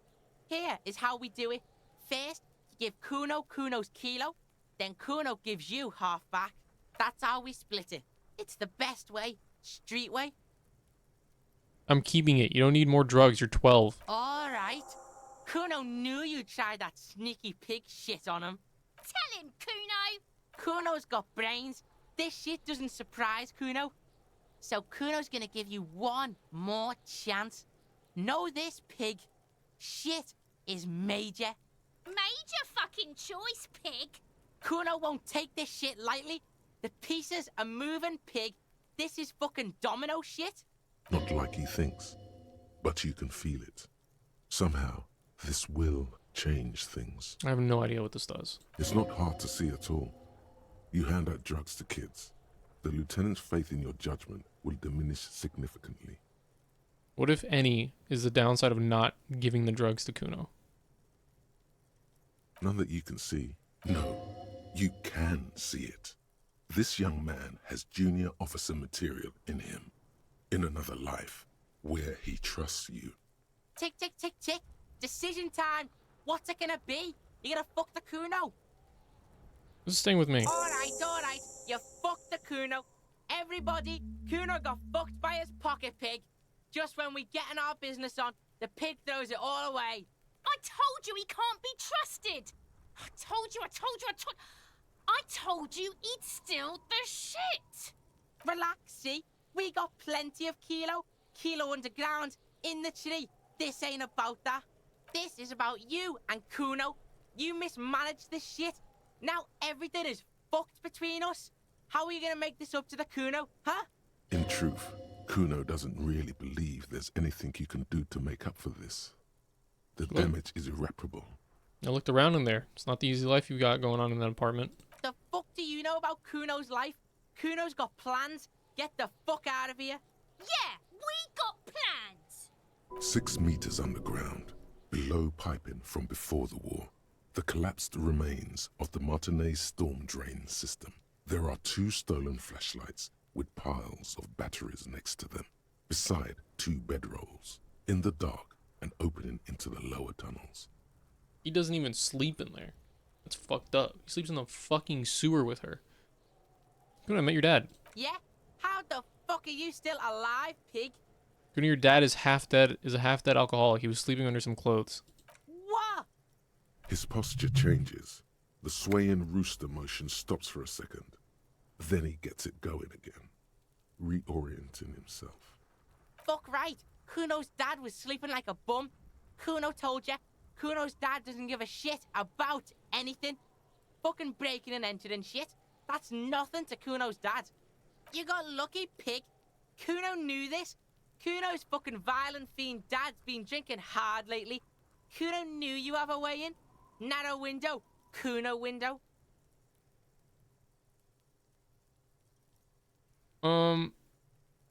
Whatever scary thing he might have been, now he is nothing. Yeah.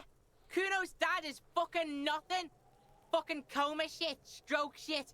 Kuno's dad is so fucking violent. He's had a stroke many times. Shit. Kuno's gonna have one too. Gonna be just like Kuno's dad. Speed shit. Crime shit. Fucking on the bed. Kuno's gonna go out like Kuno's dad. Revachol West style. Stop saying all this sad shit, Kuno. There's a touch of grief in there. Fuck you talking sad? Kuno's got hard shit, death shit, nothing shit. You don't have to turn into that. Get your fucking nun-ass out of here before Kuno fucks it dead. You think 'cause you took Kuno's speed, Kuno's gonna sub like a turn into... Kuno ain't turning into shit. Kuno is that shit. Kuno won! Oh, you won, Kuno! He did not win. There is a crack in there now, and it's spreading across the face of his certainty. There were tons of unpaid utility bills there.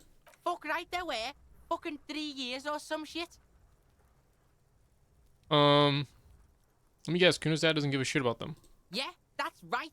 Kuno's dad doesn't give a shit about that electricity and light shit. Just wants to pound on people and drink. That's no place to live in. You have to find somewhere else. That's right. It's a shithole. Kuno's gonna move underground. Leroy shit. Ancient shit. Kuno's gonna live in a fucking catacomb. Yeah, in a tomb, Kuno. I did right not to give you the drugs. Let's conclude this. That didn't change shit, pig. That only made things worse. Fucking social worker shit. It doesn't work, pig. It doesn't work, Kuno. Only our shit works. She tries to bind their fates together. She needs him. Bad. Kuno doesn't fucking care. Alright. Anything to say, Yes? Kim? What do you want to know? Good. No response. A moment passes. What about me? I'm not gonna Good. click that. Let's change the subject. I mean, I really need Sav warfare. I guess.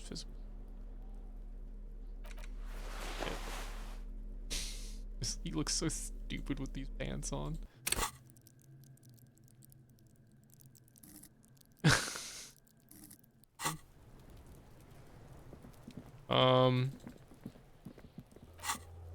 I mean, it's late. Like, they're even.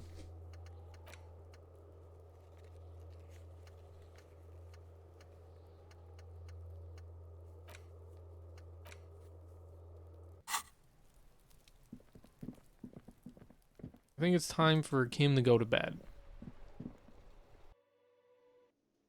10:30 for him.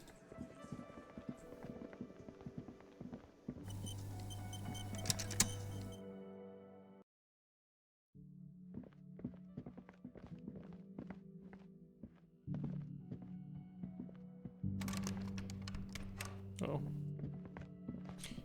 Can we do our like debrief or something outside?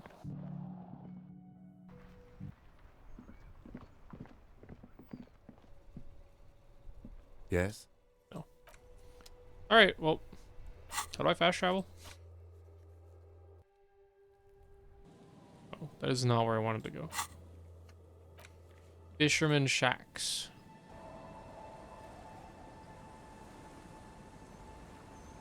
The old woman's. The buzz of electric lights blends together with the slow rumble of the ocean waves at night. You're still up? Yes, I can't really sleep anymore.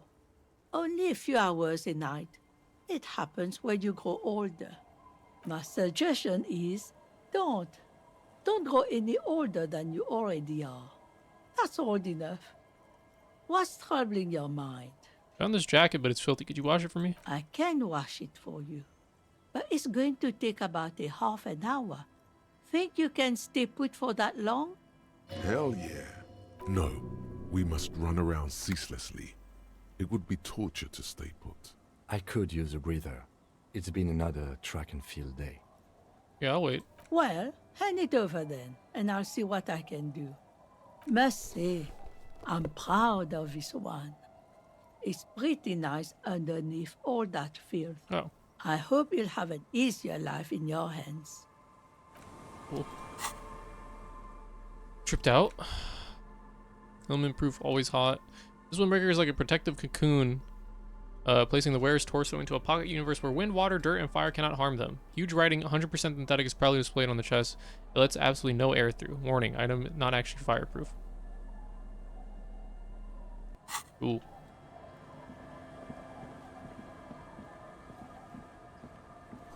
Door's closed for today. Time to put the kids to sleep. Is Lillian still out? She is. Alright, well, I'm going to bed. Bye, Cam. It's getting late, and it's snowing. Time to call it a day. Good night, Kim. Good night, officer. We'll meet in front of the shack in the morning.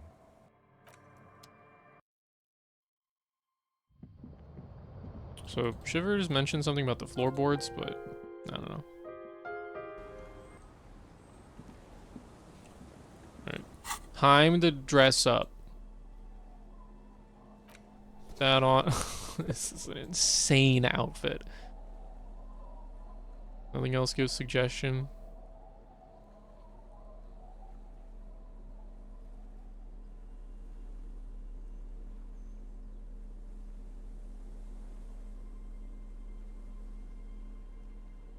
You know, I'm putting the jeans back on. Jesus.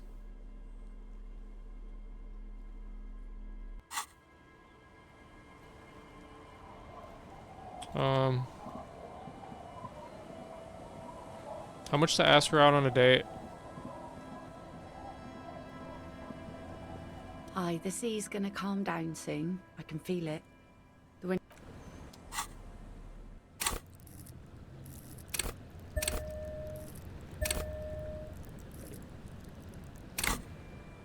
There, I have an 8. Aye, the sea's gonna calm down soon. I can feel it.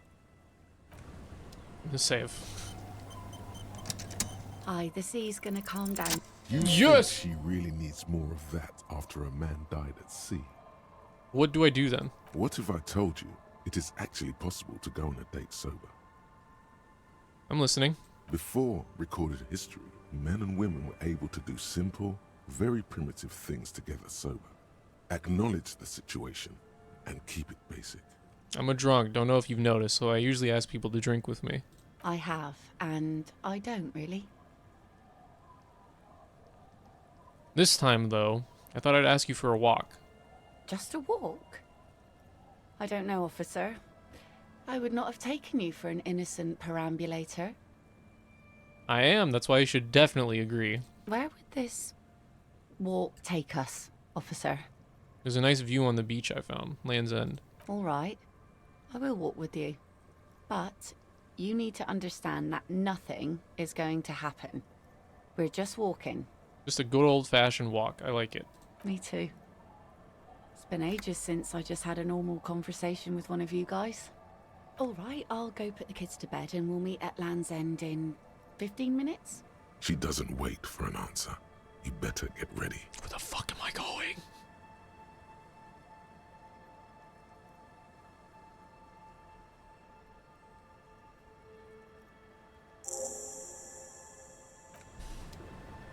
You're at Land's End. Where the fuck is that?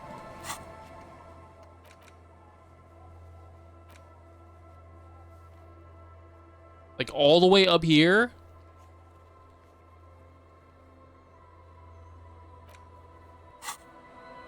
We gotta go. We gotta go. We gotta go. Gotta fucking book it. Winter, slow to let go of Revachol. Flecks some more wet snow from above. The snow falls lazily, making the beach sand paler still, mixing with the rust-colored sewage runoff. And to think, it seemed as though it were already spring. The melting snow seeps through your thin clothes. Grandmothers don't let their grandchildren out dressed so lightly in this weather. At least you're this is the worst time for this. And sticking together. You look around. More winding coastlines lined with abandoned buildings. Crumbling piers, salt water lapping at their dark piles. Grey and red forgotten city blocks. What remains of the pre-revolutionary effort to gentrify the coast.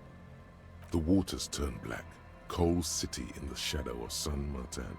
A boomtown. Back when coal extracted from countless shafts near the city was needed to power Revachol. No more. The coal was supplanted by petroleum from the ocean floor and hydropower from the Esperance. Everything crumbled. These days, only the weakest remain in Coal City. Their hopes of getting rich linger in the defunct shafts under their feet. Below the old mines, L'Océan Municipal, Revachol's underground cemetery. Le Petit Rat braved the underground passageways, trying to get to Le Royaume, where the Philippian kings were interred, with their doctors and their admirals. Mausoleums, burial chambers, leaf gold still remains on the double door of the morning. Yes, to peel the gold off with his fingernails. Children under 14, they go underground looking for artifacts to sell to foreign museums, and for fabled relics. Their parents let them. They go deeper. After rubies, melchiorite, lapis lazuli, plundered from Safle and Seol during the time of the suzerain. In the burial chambers of the kings, Grand Old Philip, Guillaume II, and even in the mausoleum of Philip the Opulent. 2 kilometers underground, in a winding shaft along whose walls mirrors have been placed, so that daylight may eternally fall upon the richest of all the kings. The mausoleum contains untold quantities of gold, and that special, purest of the pure magenta cocaine, favored by Revacholian royalty. Did someone say untold quantities of cocaine? Drop everything immediately and go looking for this hoard. Few Petit Rat return from the shafts. Even fewer find what they're looking for. A small child steps out of the black tunnel with silver trinkets in her pockets. All around her, white snow on the extinguished coke furnaces and on the weather-worn shacks where fathers beat their sons after drinking. The snow melts on your fingers, turning to water. The spring thaw will come in earnest, just not yet. Okay, wait. I'm gonna do this again.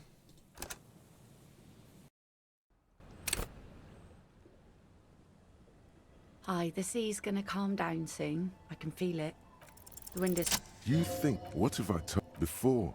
I have, and just a walk? Where would this... All right. Oh, me too. All right. She doesn't wait for an answer. Okay. You better get ready. I will do the shivers check after this, not when I'm on a fucking time limit. I gotta run around and figure out where I'm trying to go.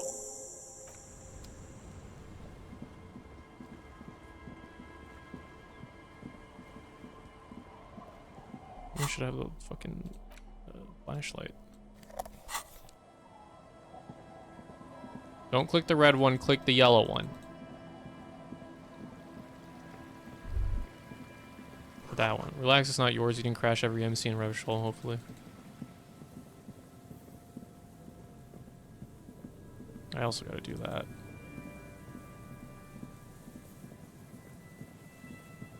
This is not the way.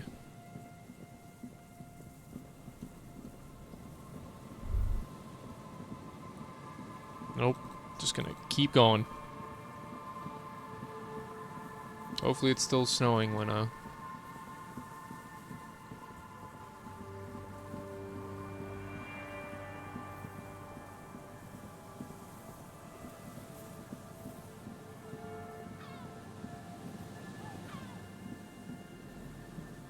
Okay, cool. The woman gazes steadily at the waves.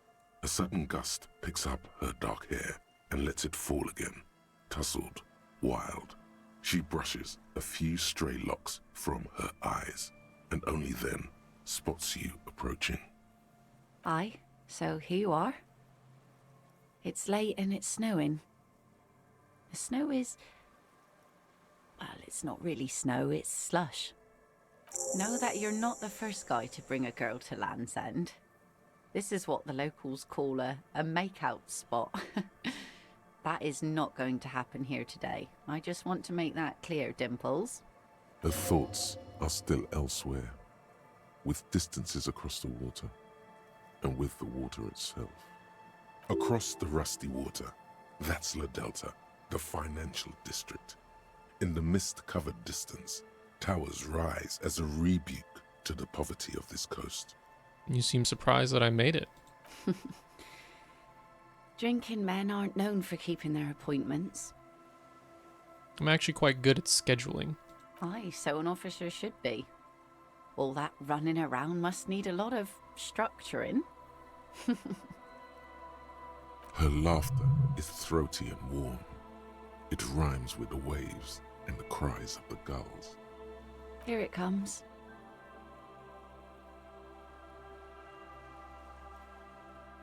So fast as to make it seem like the weather turns at her command. Wait, did you just do that? Me? No, no, no. Just grew up on the sea. Know which way the wind's blowing and all. Knew the weather'd clear up once we got here. Otherwise, it would have been a less pleasant stroll, nay? You should say something. Anything. Maybe the tequila sunset thing. You know, a past incarnation of myself called himself Tequila Sunset. I wonder why that is. It's a common Revacholian expression. Means drinking yourself to death. Oh. Oh, indeed. Found a course recently. He'd had a Tequila Sunset moment. And what about you? Keeping the name? I think I'm good with Harrier Dubois these days. Well then, Officer Dubois. The remains of the dying sun are reflected in the waves and the skyscrapers rising across the bay. Your mind clears for a moment as your senses take it all in.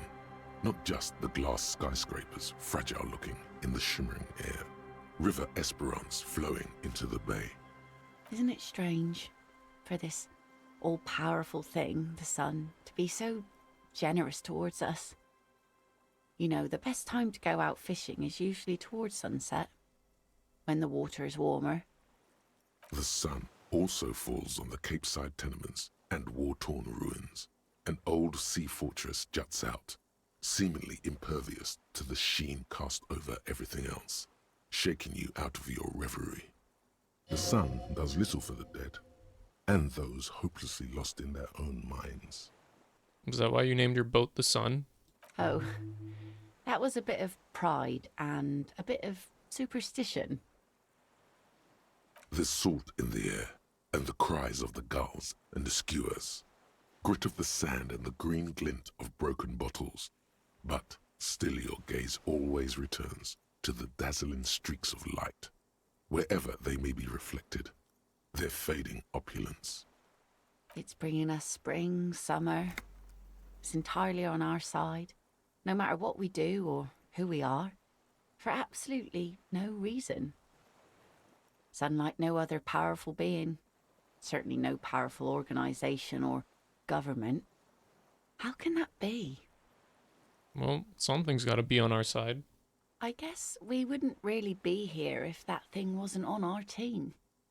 Maybe some general remarks before you say something big. Work your way up to the cool. You have fish hooks in your ears. These aren't real fish hooks, silly.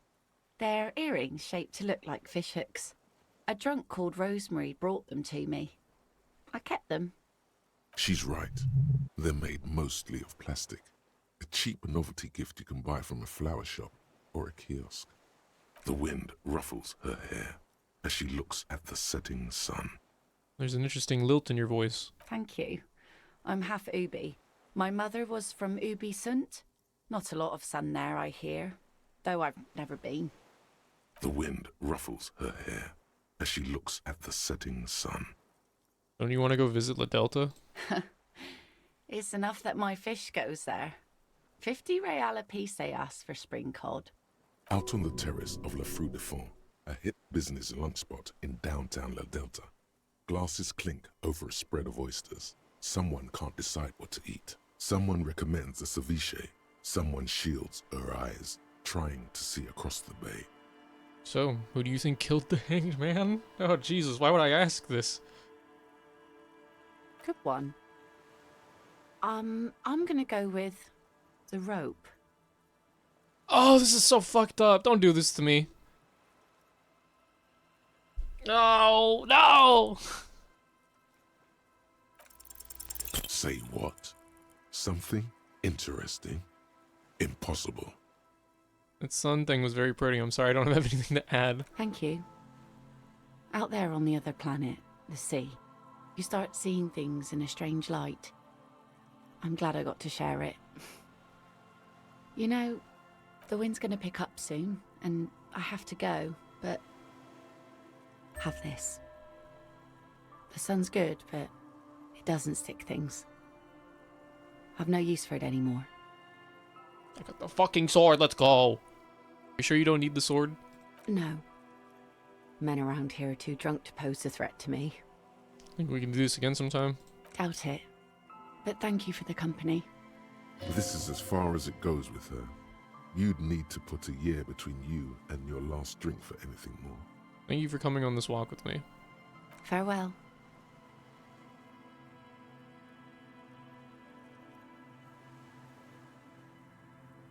Well, that was sweet. That was worth it.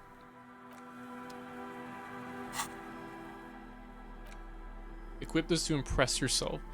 The blade of this mass-produced saber has dulled over the years and won't slice or stab anyone. It still commands respect in your hand, however. Holding onto its bakelite hilt fills you with a sense of purpose and a memory of the date.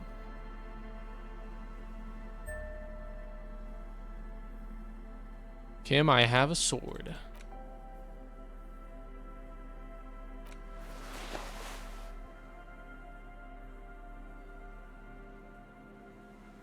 Is this giving me a bonus or something? Doesn't say so. Oh.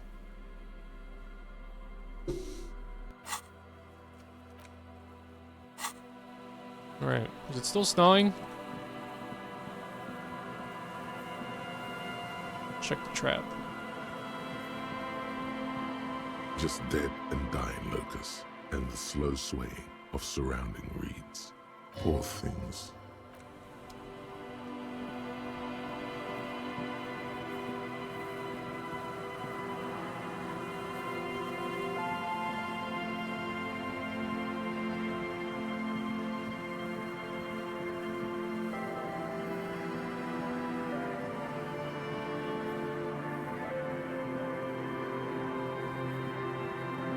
Alright. Gotta do it. A metal payphone under a yellow plastic dome. You could use it to call someone, unless you're out of change. You hear the tone. The machine is inoperable. Calling. Still calling. This feels wrong. Should you be doing this? End of tone. Someone picks up.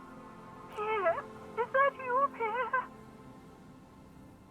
No, this is not Pierre. Do you have any news about Pierre? Who's Pierre? He's my sister's grandson. He used to visit me as a lad. Fine young man. But who are you then? A salesman of some sort? Modern goods are rubbish, and I can't afford them anyhow. It's a shame what you did to our country. I don't know who I am, but who are you? I was a baronet. Pause. There is silence on the other end. You won't get me, and you won't get my money. Phone hanging up. Disconnect tone.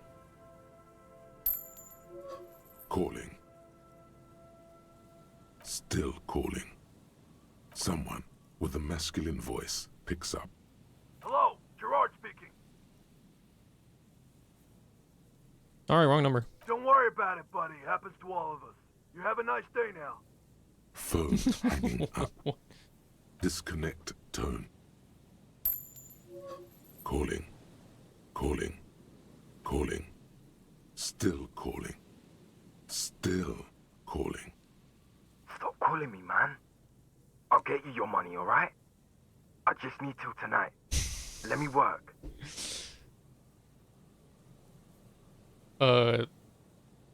Yes, but a slight change in plans. I want this delivered to the Whirling and Rags Martinez. Tethys. Hey! You're not Tethys. Screw you, and don't ever call here again. You're fucking with some serious people. Disconnect tone. Calling. I'm tired. Sounds like he hasn't talked to anyone in quite a while. What are you tired of? Writing. I hate writing so much. But I have to get back to it. The man disappears with a sigh. You do not hear the customary disconnect tone, just silence in the handset. The machine is still waiting for you to dial a number. Lucky you, the call went too fast for the payphone to register. You can still make a new one without paying. Oh God. You close your eyes and put your index finger on the rotary dial, then pull down on the number, then move one up, and repeat the motion twice. Strange. This is not how you started before. Wait, what did I just do? You dialed 001. This is not the area code of Revachol. It is another destination on another Isola. Some far-off nation-state. 414447. The rotary dial feels cold from the sea air. 1117361. Your fingers keep moving like a spider every time the ring rotates back with a little ring of metal, like a bell tolling. Yes, 451-67451. You are going deeper now, into some unknown place, far away from this island of matter and its telecommunication networks. You have dialed God knows how many numbers. The headset has been waiting silently to relay a signal. Surely nothing can come of this, you think. But it does. A connection. An ultra-long distance call. Your air fills with a crackle, the wash of a strange ocean full of white noise. A little bird starts ringing in there, not like the local calling tone before. No, a small ring in a cage of distortion, far away. A distant network of phones. Calling. Calling in the night. The saddest sound in the world. Both pitiful and terrifying. You feel your pulse rising with each ring. Calling still. The handset starts slipping from your sweaty palm.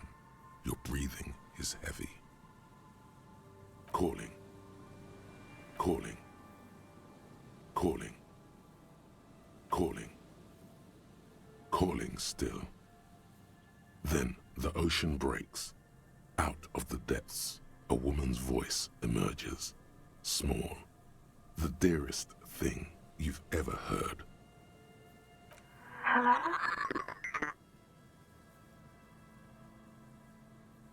Oh god. He's about to fucking break down. Hello? Who is this? Who's this? Dora. Who is this? The connection is bad. Dora. The name feels like a gift. A gift that was meant for you. To make it possible to live. And fight. In the distorted distance, you hear someone turning next to her. Oh. Bed springs. Oh, this is rough. Don't react. Whatever you do, don't react to that last thing. It doesn't matter if you react or not. You still think you hear a man's voice in the background. It's covered in pain and white noise. I don't know what to press, man. No. It's you, isn't it? It's you. What?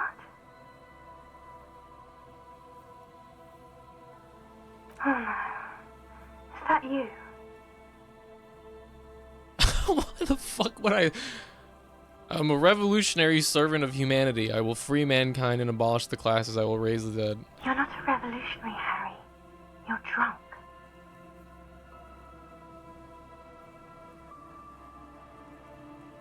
I'm not... Harry, how do you know my name? Because it's me. Look, I don't understand what you're saying or why you're calling me. You seem drunk. Not high or drunk or high. I'm just hurt. Why does it hurt to talk to you? Oh, God.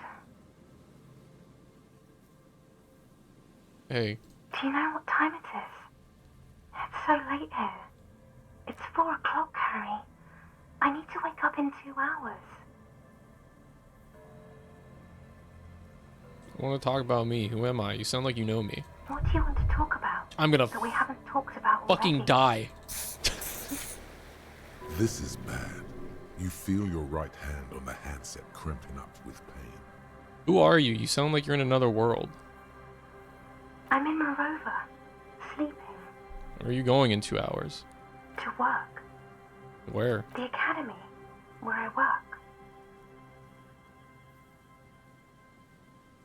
The academy? That sounds better than my job. I'm happy. No response.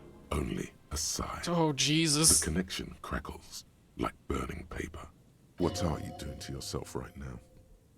I don't know. I don't understand what's happening. You need to stop. Harry, you're killing yourself. I got fucking 4 more pips. I'm chilling. I'm in the law. I'm a detective. I'm doing a case as a hangman. She does not answer anymore. I'm gonna solve it. Harry. Disconnect tone. The machine ran out of money. Damn.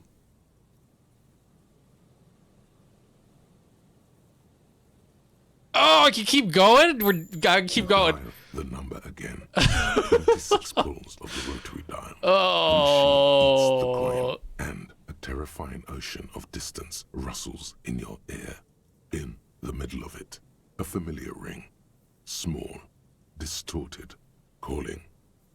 Calling. Calling. Calling. Calling. Calling. Calling. It looks like she doesn't want to pick it up, Harry. Stop scaring her. Why? You know why. No, keep going. Calling. Harry, please. Underneath it, she is naked and warm. I'm not gonna fucking say that. I need to know who you are. Oh Jesus, this is so fucked up. I need answers to my mystery. Please. I'm going to hang up now, okay? Phone hanging up. Disconnect tone. One more time. You dial the number again. I didn't accrue all this money for nothing. You remember it well now. 001 41 44 47 11 17 361 451 67 451 451. Calling. Calling. Calling. Calling. Calling. Calling. And calling for who knows how long, but no one answers. You need to insert more money to call again. You want my money?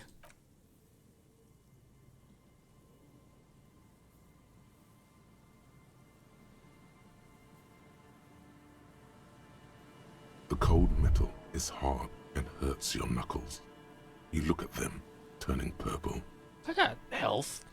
Fuck it. You want more money now, huh? You want my fucking money?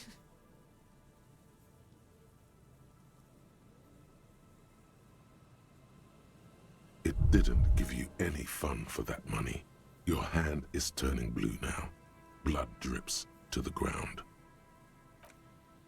Alright. That was, real depressing. Bent metal. Broken glass. Your path lies strewn with the broken forms of everyday objects. You are the destroyer, the bane of inanimate matter. Gaze upon me, stuff and despair. Kudos. Anti-object task force. What the fuck does this do?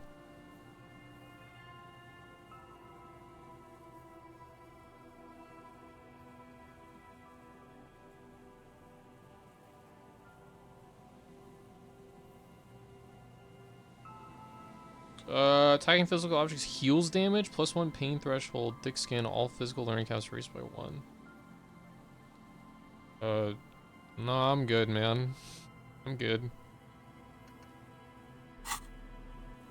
Alright. I've thoroughly fucked myself, but, you know. It's not snowing anymore, so I don't think I can do the check. Yeah. Damn, I'll have to come back later then.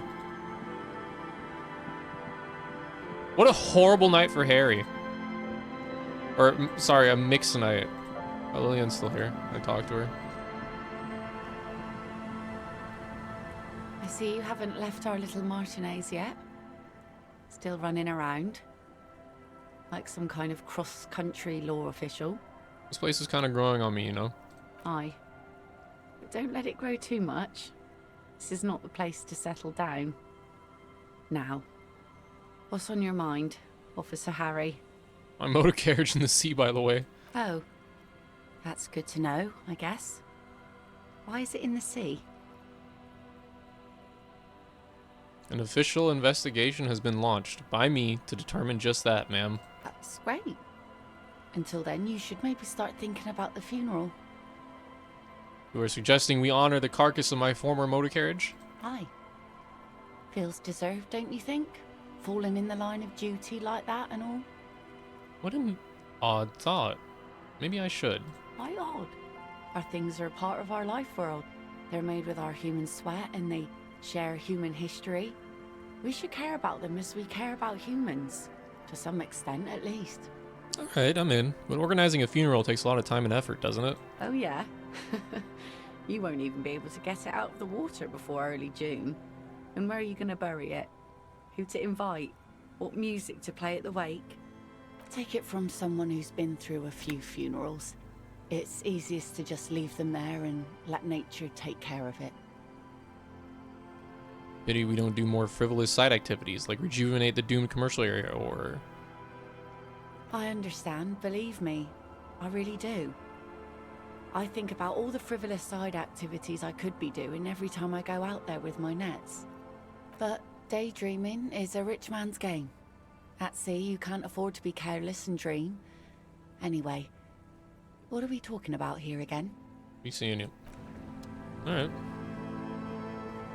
Time to go to fucking bed. It's getting cold, this late in the night. Time to call it a day.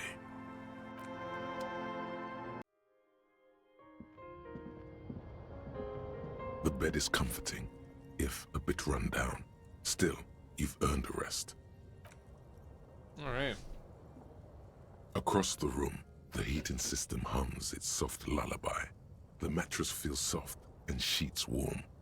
It only takes you moments for the world to fall away. Thoughts, baby. A million little lights in the dark.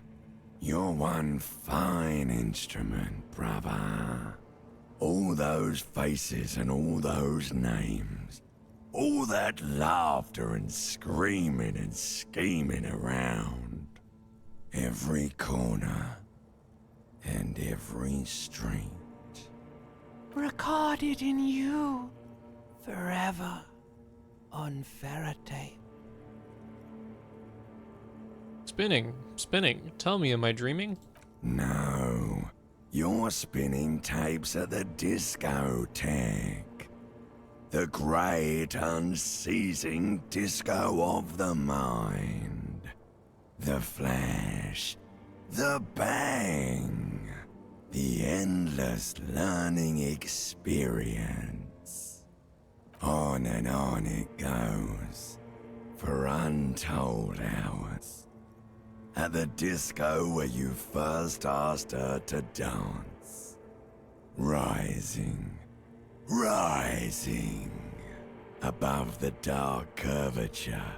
The great wingspan of sleep. Studded with stars.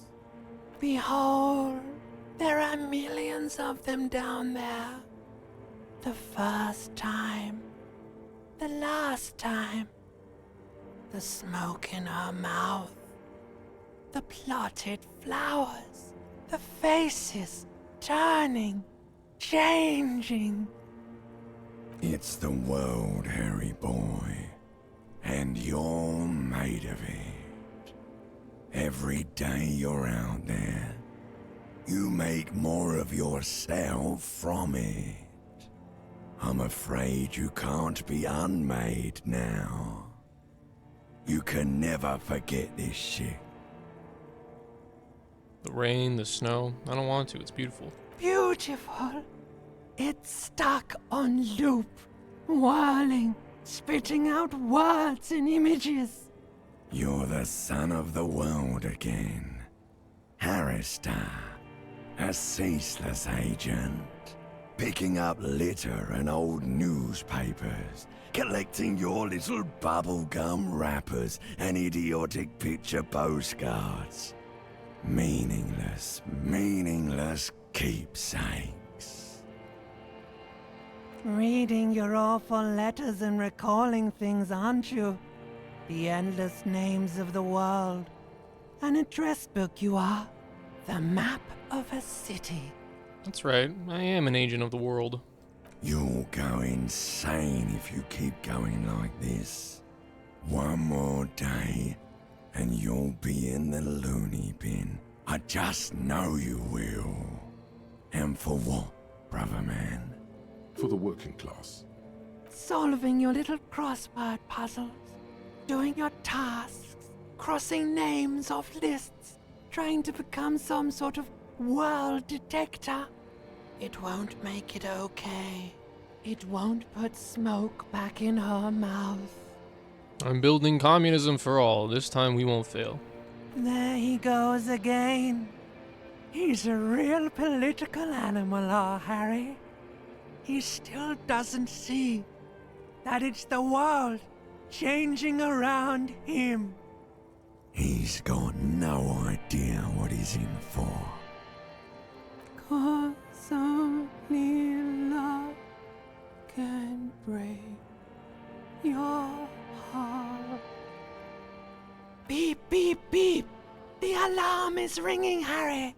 The disco circus goes on and on! You barely slept 3 hours last night! Do it for the wind.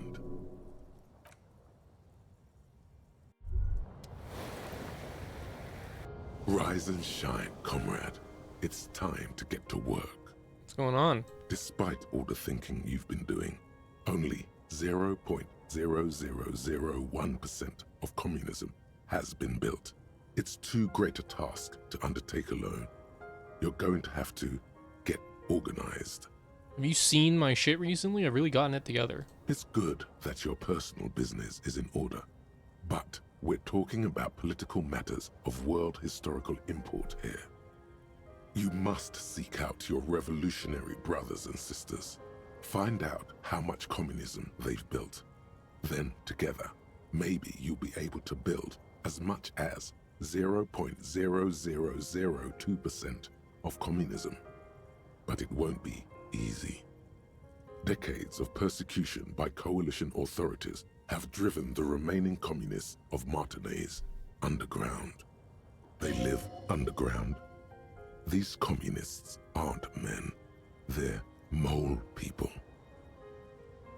I don't know if I want to go searching for mole people. They're not mole people.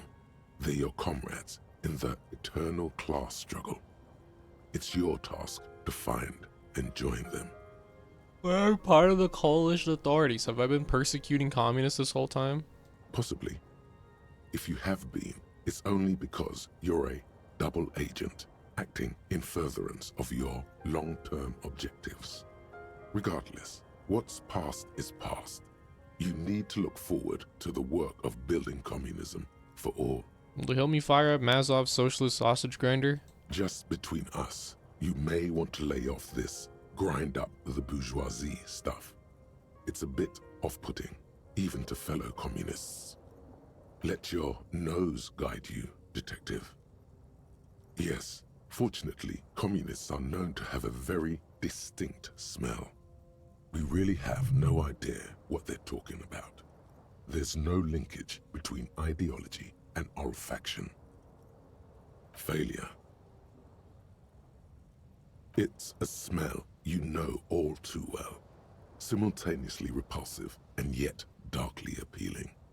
Musty with a sharp tang, but also a remnant of lost sweetness, like a rotting mango that's been swaddled in a coat from your grandfather's attic. What you're smelling is your own body odor, of course. Nothing a shower and change of clothes couldn't fix. People sometimes complain there are no real communists left in Martinaise, but you can smell their presence. They're out there, waiting for you to join them. First, you'll have to locate the remaining communists in Martinaise. When you get near to someone with revolutionary potential, your nose will give you the signal to establish contact.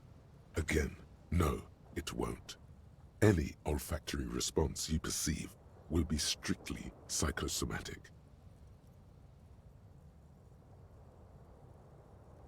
You'll discuss the monumental world historical task that lies before you. You'll engage in rigorous and spirited debates about Mazovian theory and practice. But mostly, you'll probably complain about other communists. Not at all. Complaining about other communists is one of the most important parts of being a communist.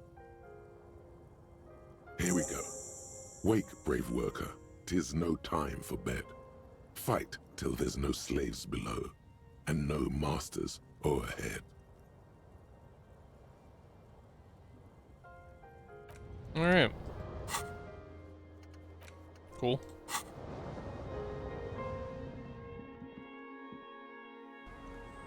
Hey, Kim. Yes? Hold still a second. The lieutenant's posture becomes rigid and uncomfortable as you lean forward and sniff the area just above his shoulder blade. He smells like a man. a perfectly normal man.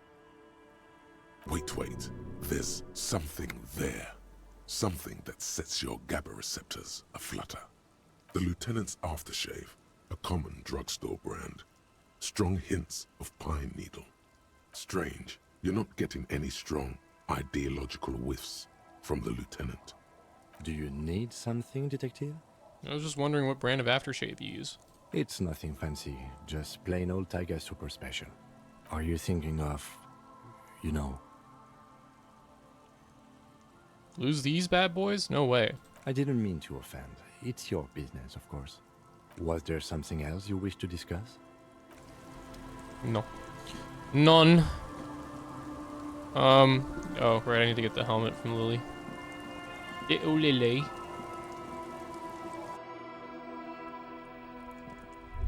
Is that the phasmid? It looks like the phasmid, leaning against the wall. What the fuck are you talking about? It's not the phasmid. It's not even organic. It's a fire iron. How disappointing. Can't believe it. Right? You'll have better luck next time, though. The phasmid. Finding it is your destiny. Mister, what were you doing in my fireplace? There's a phasmid in it. I was trying to catch it. Oh. Okay. I heard there was a girl here who has armored gloves. Is that you? Oh. I had gloves. Very big ones. Heavy, too. Where did you get these gloves? Found them when Lemmy and I were playing hide and seek. In an empty house. Where no one lives. I think someone hid them there. She doesn't want you to think she stole them. And where are the gloves now? I hid them. The twins were gonna take them. They're stupid. We are going to need those gloves. It's for important police business. Oh. They're in my sandcastle. Behind our house. Under the sand. You can break the castle. It's not very good. Bye! Thank you.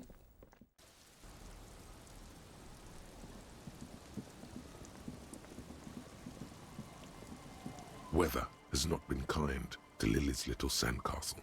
The once mighty towers are quickly eroding away. You can see something shining back to you from what must have been a vast underground catacomb network. The little castle? The reigning lord must have come upon some really tough times to let it sleep in such decrepitude. The walls and floors give way to the giant's greed, collapse and present you with a pair of ceramic gauntlets. Congratulations. That's the gauntlets down then. We're doing good on the armor collection front. Clenching and unclenching your fist has never been so fun. The tiny ceramic plates make a lovely clicking sound when your fingers move. The gloves are a bit sandy, but the grip is phenomenal. What do I need for forging this thing? You take the legal documents out of the envelope. A 12 to 40. 12, huh?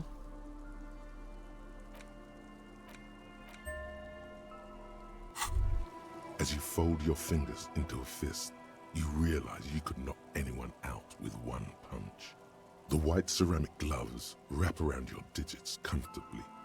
Your movements cause tiny little clicks, like dice rolling somewhere far away, as the plates reorient to your motions. Decked out in future armor, like a cop ought to be. The hardened vitreous enamel, at once sleek and voluptuous, adds a glow to your cheeks and a spring to your step. Just imagine what a full suit of this stuff could do for you. You really do feel more confident. Invulnerability does that. Even partial invulnerability. This is the long sought after enemy technology. I can't just enjoy it, I must study it. Remember, this is a highly specialized kinetic redistributor meant to stop bullets. Wear it. Observe its properties. See if there's a weakness in the design. For the day you have to fight someone covered in the same material. The game just tells you a bunch of shit that's gonna happen and you're just like, huh? Ain't no mind to this. Just thought, do. Just do hand-eye coordination against enemies in FT 500. That sounds pretty important. That sounds pretty important. I'll make sure to study that when I can.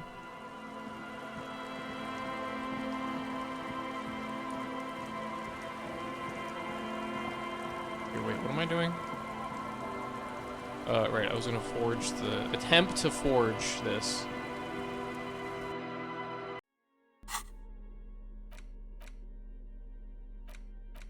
You take the legal documents out of the envelope. Let's save first.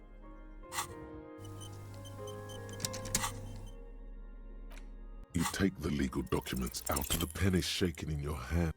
That is negatory. I don't have anything that like gives me interfacing other than just the gloves.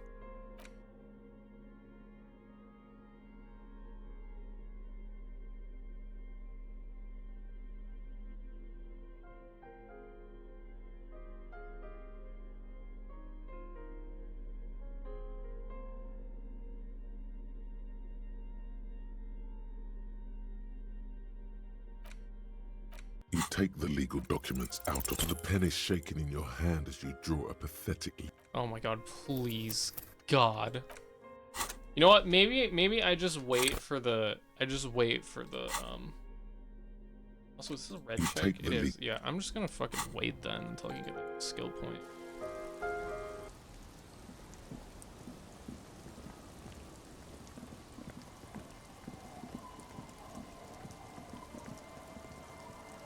Something happening in here, by the way.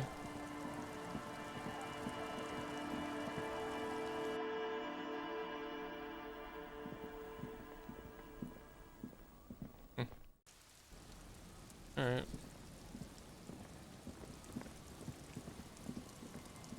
Can't interact with the car anymore.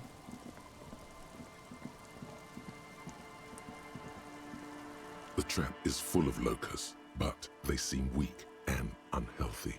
A few lie on their backs with their legs twitching. Still, no phasmid. Poor things. Check on the rest of them.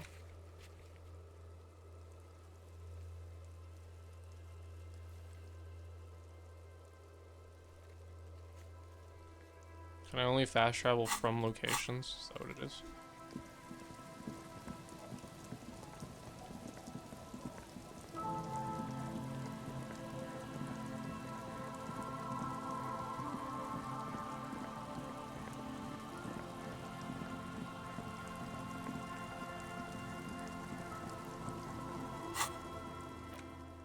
Yes.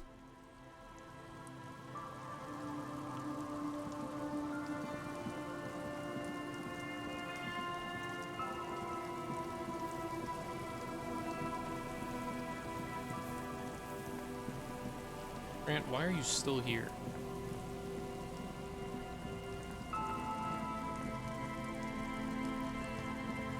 A few locusts trudge along the wall of the trap. The rest are piled in a heap in the corner, dead. No phasmid anywhere. Poor things.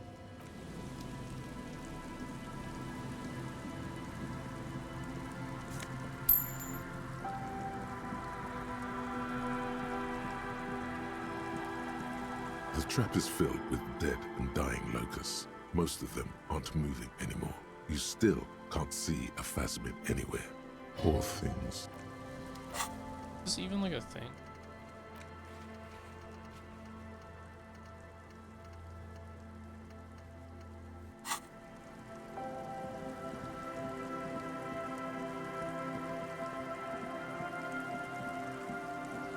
A scattering of bullet holes is spread across the cracked wall.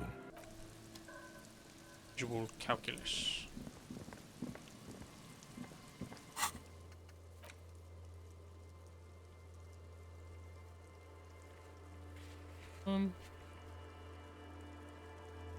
Fuck is this? Is there just a cube in the corner?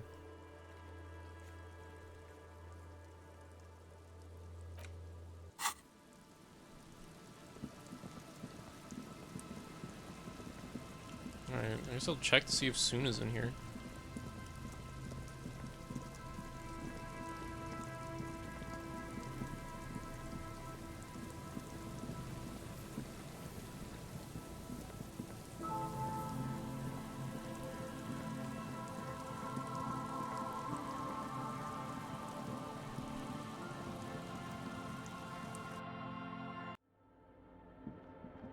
hell's here?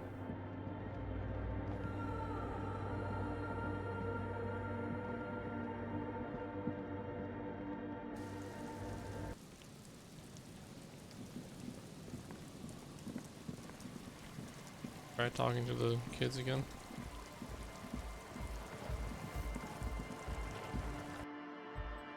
Hi again. So, how are things going? Yes? What's the deal? As always. Huh? Wait, no. Okay, well.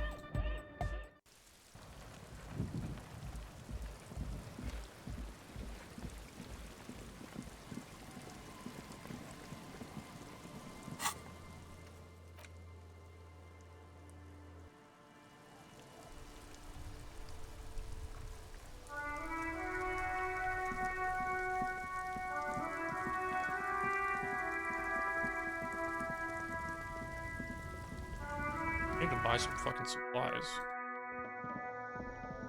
The tear machine, your bottles clunk. You see several packaged ring. The packages are small, discreet, sloppily stacked. A small cabinet on the wall is filled with various medicine bottles, nasal sprays, and blister packs. They all bear the Samba. Okay, here. I hope. Okay, here. I hope Saint Baptiste makes you feel better or something. Me too, man. Okay.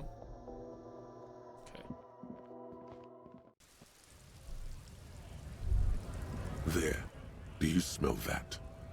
Can you not detect that inimitable whiff of dissatisfaction and restlessness? That sense that the world is in need of dramatic, even violent reordering?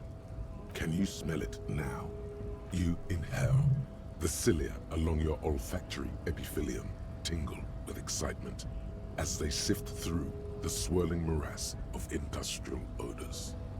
First come the smells of the agitated strikebreakers, layers of body oil and sweat, over-buttered meals pulled from bake-like lunch pails, the biting stench of lye soap. And then there's the slowly oxidizing metal gates, the scent of stale grease emanating from every crack. Everything in order, detective? I'm smelling for communists, Kim. You're smelling for... You know what? I'll just leave you to it. Carry on, detective. It is a mark of the lieutenant's respect for you that he does not press you on this decidedly extracurricular errand. The lieutenant lacks your highly developed politico-olfactory cortex. The reek of communism is undeniable, and it's coming from that railing right there. You mean from mañana? Yes, now's your chance to establish contact. Hola, Wandering Man. How can I help you? Listen, brother, there's something important I need to talk to you about. What's that, boy? Now's your chance. Remember, communists are notoriously skittish, so it's best to insinuate your way in. It involves our mutual friend Cross.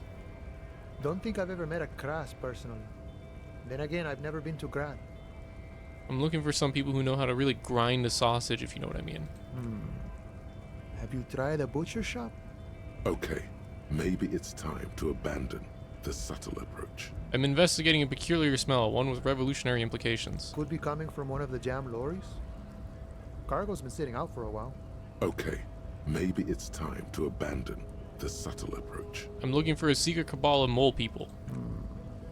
You might have to look elsewhere for help with that. Okay, maybe it's time to abandon the subtle approach. What I'm trying to say is, I'm looking for communists, you know any? Ah, now I see. Can't say I'm surprised. You seem to take your communism seriously. Not a bad thing, mind you. It's good for a man to take time to think about the whole socio-political world picture. Oh, he certainly likes to take his time with things, especially when politics are at issue. So you've given up copying and now you're hunting comunistas. Care to say why? Honestly, I had a weird dream and now I need to get to the bottom of it. Chasing a dream, huh? I have to respect that, boya. I wish I could help. Unfortunately, I don't know many comunistas. Are you sure you smell just like a communist? Didn't realize you could smell communism. But then, I've never studied the subject. You can smell all sorts of things. Fear, disgust, desire. Not communism, though. Maybe it's not taught in any of your so-called universities, but there's definitely something going on here. Ah, but you know, I did meet a genuine ideologo a few months ago. Perhaps he's your guy. What's an ideologo? You know, a guy with a theory. Someone who likes to pit his theory against other theories in deadly theory combat. How'd you meet him? It was late one night as I was leaving the arbor. He was waiting on the corner in a bright white jacket. Classic Saramirizian style. He asked me for a light. We shared cigarettes. Then he asked me if I ever thought about getting into some of the extra physical branches of communism. See, all this political chit-chat is just an excuse to rip tar with strangers. Let's say we just skip right to the good part then. Hang on, what does that mean? The extra physical branches of communism? No idea. I took it to mean he was asking me to join some sort of underground cell. A very old school organizing technique. The sort of thing comunistas used to do before the revolution. What did you tell him? The same thing I always tell people who try to press some claim on me. I said, every boyadero rides alone. Okay, how do I find this guy? I couldn't tell you. Once I declined his offer, we finished our cigarettes and he disappeared back into the night. Just before he melted into the shadows, he turned to me and said, "Remember Dobrava and Abadanais." And then he was gone. You're Dobreva na Abadanais. I don't know. Guess not everyone remembers. What do you think it means? Been wondering about that myself. Some comunista inside talk could be. Not meant for the wider public. They love that kind of thing. You'd have to ask someone who knows this ideologo personally. I have to say though, it sounds like you found yourselves a proper hunt. The man whispers a jaunty tune. A coastal breeze ruffles his hair. Okay. What's up, man? Wearing some gloves. Right to work!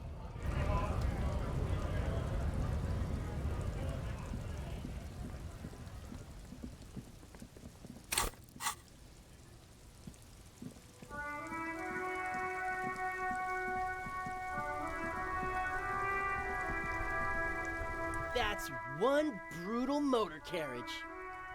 If I were a real skull now, I'd jack it, paint it in palm tree livery, then bottom light it, neon style. A snazzy shit-ripped skullmobile like this would make a fine trophy. We could, like, hang fucking shrunken heads from the side mirrors. Cops' heads. Scary tribal shit. Yeah, tribal shit. A cop carriage like this would have proper skull value. While I appreciate the interest you take in my brutal motor carriage, I have to stop you right there. The RCM takes threats directed at its property seriously. It's just theoretical work, Copper. No basis in reality. Man, if we were certified skulls right now... Who are you? I can tell you who we're not, cop. We're not snitches or skulls.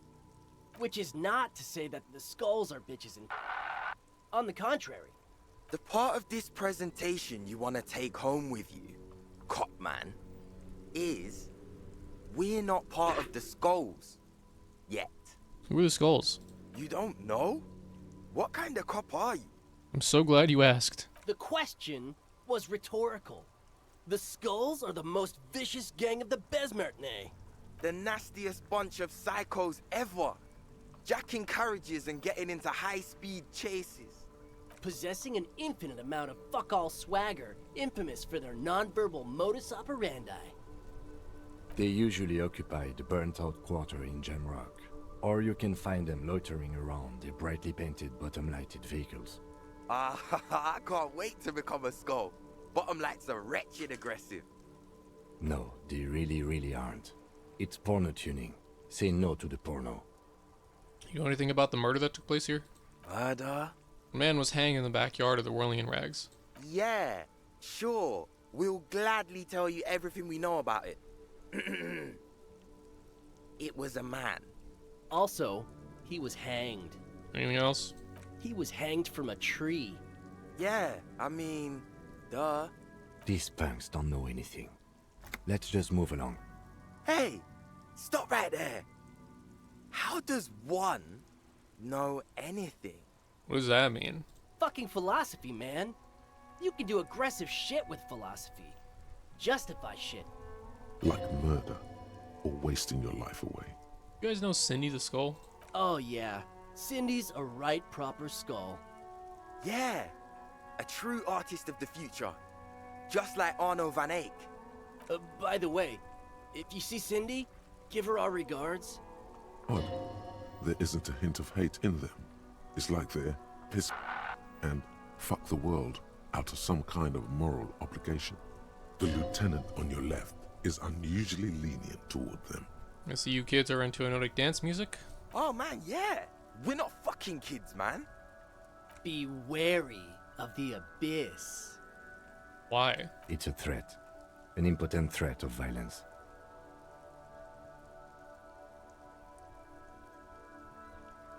Right? Good, I like those. But I don't. In fact, I dislike them so much I'm willing to drag you boys back to the station just to calm myself down. Hey, there's no need for that.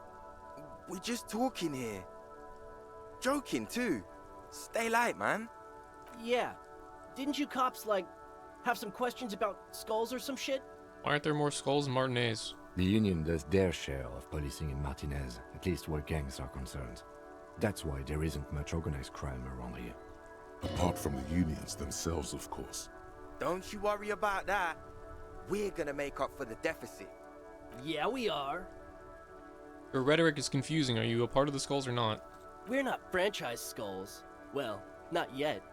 Once we get our name out there, we'll have a chance to join them. And what makes you think that the organization would accept you? Because we can be just as psycho and vicious. You'll see. But in a non-threatening and definitely legal way. We'll fuck the system from the inside later. Just be cool now. The damage will be tenfold. Right on, fuck. So what's happening now? Right on, fuck. Mm-hmm. It's with the jackets. What about them? Why does your jacket have piss blank written on it? Well, first off, it's a statement and not necessarily something that characterizes me as a person, even though the statement has character. And I do like piss. The word piss epitomizes the struggle taking place in the world. Things being defined as they seem, not as they are.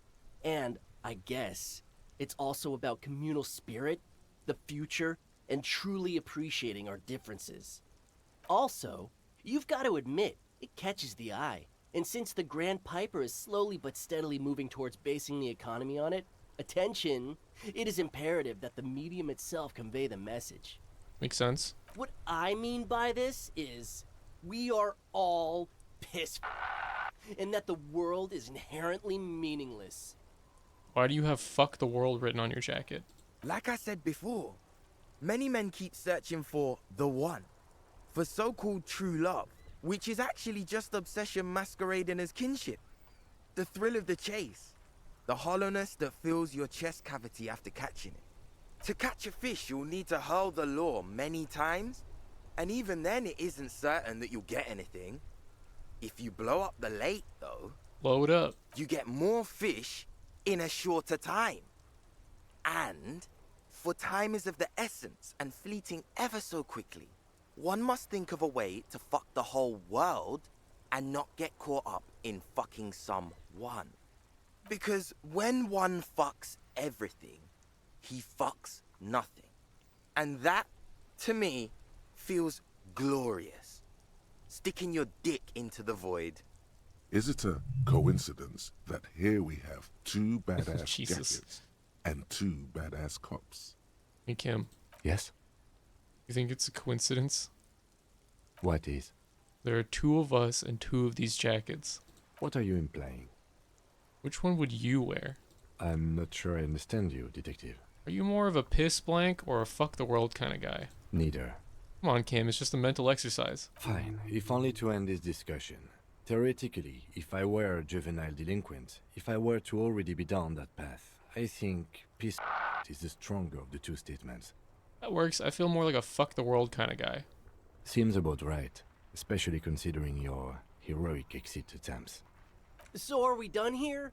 Or you don't need us around for your secret whisper party, do you? Hang on, Half-Life? Half-Light? Oh yeah.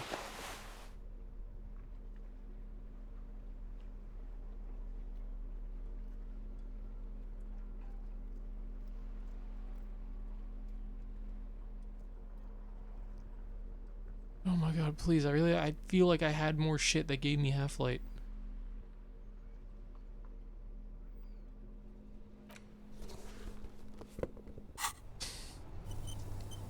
All these fucking jackets. Hey, piss. Look who it is. These guys No! aren't scary. I rolled snake You're- eyes? No, fuck that shit. I want these jackets. Also, you get an achievement for it. That ride is. Hey, piss. No, There we no, go. no. Don't ask anything. Be subtle and scary. The boys dream about being skulls. Use that. Wait, how? Suggest their massive skulls. Come on. Boys, with those jackets, you're gonna be the Skull Kings in no time. What? No. Skulls don't have kings. I think. And we're not even in yet. Yeah, man, keep your voice down. Skulls don't take it lightly when folks pretend to be them. We're not even prospects yet. Not even prospects and already aspiring to be kings? Wow, you boys are ambitious. Only prospects and already planning a coup in the skulls. You're destined to go far. He gets it. Passive-aggressive flattery. Shut the fuck up. Are you trying to get us killed? Now bring it to the jackets and, yes, start shouting. Yes, we want to be a cool killer skulls too, like you guys, but we don't have skull jackets. Please be quiet. What? What do you want? The jackets? You got it. No need for cruelty. Yes, the jackets. Oh, man. Okay. I get it. Skulls don't really wear slogans anyway. This was stupid. Fuck.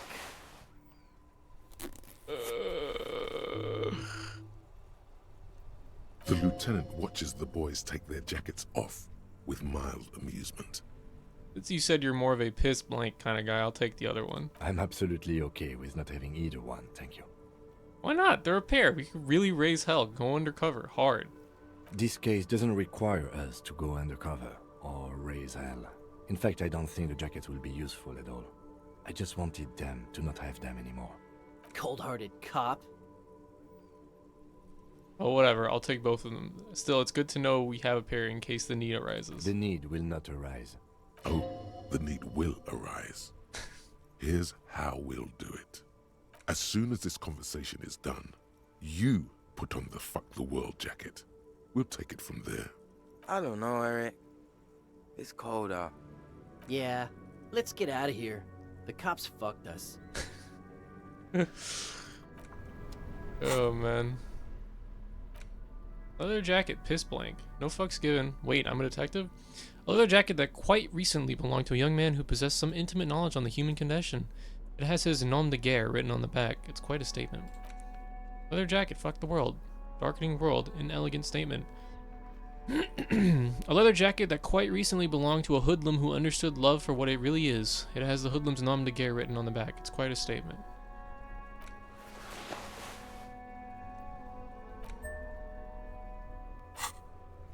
What's happened? Good. Step 1 complete. Now, let the lieutenant feast his eyes on the fruit of the tree of cool. Shake the lapels of your jacket and look at the lieutenant defiantly. Pop that shit. Hell yeah. It's not a good look. Doesn't exactly signal shit togetherness. You've got to work your way into this thing. The subtle way. Wind him up a little. Don't immediately go for the kill. Him, you and I, this dynamic duo, me in the fuck the world jacket and you in that old bomber jacket, visually it just doesn't make any sense, it makes sense anymore. Detective, what are you talking about? Plow ahead. Don't let him slow you down. Fortunately for you, I'm still holding on to this sweet as fuck piss blank jacket. Funny how life is sometimes. This is one of those times where you're just going to keep talking no matter what I say, isn't it? Imagine two cops who've only known each other for a few days, yet such is their devotion, their bond, they don these two jackets. Fuck the world and piss blank. Tell me, Kim, what are the odds that after all that, they fail to solve the case while wearing these two jackets? A long moment passes as the lieutenant considers his words. Never has anyone asked me to place more trust in them than you are asking of me right now. If you saw this branch out from under me while I've got piss faggot written on my back... Oh shit, they didn't censor it. I'm afraid the RCM is going to have our asses for this. The RCM isn't gonna solve this, Kim. You and I are. Together. With a look of utter disbelief, the lieutenant slips into the jacket. Let's fucking go. Even matches his look. Look, it matches his pants. Look, come on. Wish you could see yourself right now, Kim. The problem is, it really does look cool to have both of these jackets on right now. Piss and fuck on the case, all in, busting the bank. That's what I'm afraid of. We better solve this thing fast. Nope. Let's be clear about one thing. The first chance I get, these things coming off. And that will be it. No take-backs, no follow-up conversations. That's it. Do you understand? He means it. The moment your jacket comes off, so does his. That means you're probably going to have to keep fucking the world till the end of days. Alright, fuck. Time to solve a murder. As counterintuitive as it might seem in these jackets. Let's go. I didn't get an achievement for this? Aren't you supposed to get an achievement? What? I got scammed. Hold on. Hold on a minute.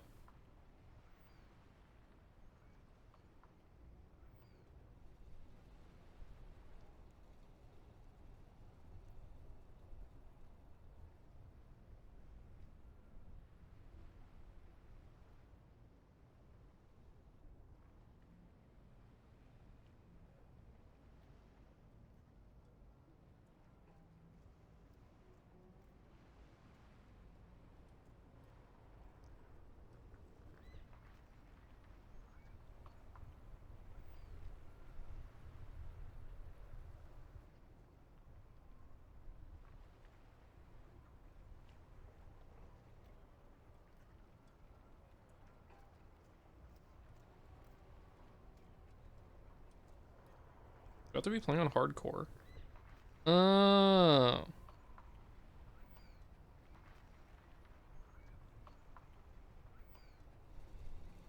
Well, you hate to see it. Oh well. This was a fun walk around like this for a bit. Why not?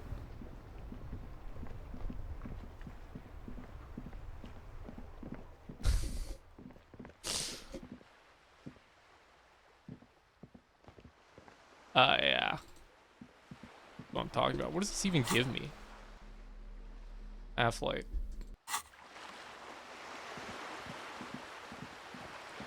And I'm running around with this fucking sword? Hell yeah, man. Anything to say? Anything more to say? Yes? It'd be so funny if the portrait changed.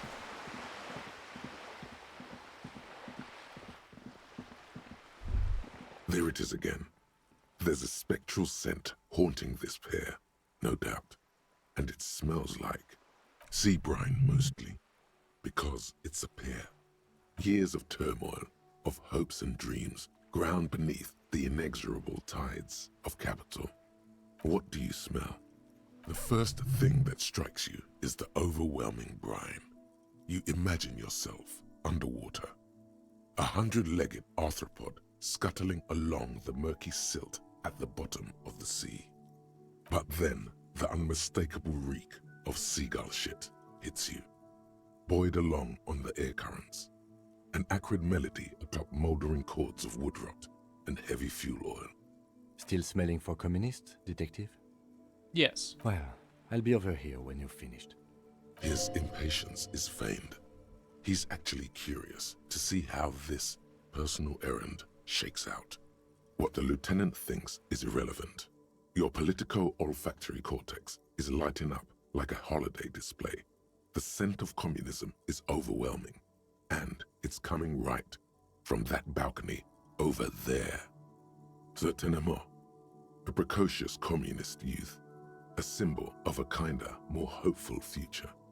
Now's your chance to establish contact with your revolutionary brothers and sisters. A chance to establish contact with the future. What a beautiful, terrible thought. Cool.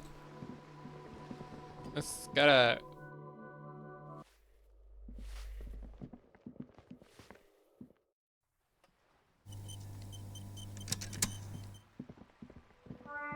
Hello again, officers. Have you come to admire my mural? Piss blank and fuck the world send their best. I don't believe it. I've never known those boys to have manners. The bemusement in her voice doesn't fully mask genuine tenderness. They seem to hold you in high esteem. They'll never be skulls, but their hearts are in the right place. Skulls are cool. Can I be a skull? Fat chance. But you can still do your part to revitalize the neighborhood. Okay then, how's that? She throws you a conspiratorial glance, then presses her finger to her lips and squints up at the sky, as though straining to hear something in the distance. Have you noticed the quiet? Every so often, you might hear a gunshot pierce the air somewhere in Jamrock. But in Martinez, no gunshots, no sirens. The people are languishing in boredom and complacency. This place is a sepulchre. We'll paint it red. We bring the raucous. You bring the sirens. Hey sister, let's talk politics for a minute. And what do you know about politics? I'm looking for comrades to help me fire up the great Mazovian sausage grinder. Will you help me? The girl erupts in a cackle that seems like it should belong to a much older woman. Oh, that's very nice. The little piggy wants to make sausages. Out of what? His little piggy friends? Don't worry, Kim. I would never make you into a sausage. It was not a concern of mine. Sure. I know someone who'd love to talk that ideological stuff. You're looking for Steban. Steban? A right communist who runs a mega cool and very secret meeting. Does this Steban happen to have a jacket like this? He might. Will you help me find him? No. The lieutenant let slip a sigh that seems to suggest this turn was utterly predictable. Just tell me what you want me to do. A wicked grin extends across her face. A laughing skull. Death hilarious. This is gonna be bad. Oink for me, piggy. Just once. Come on, this is no way to treat your revolutionary brother.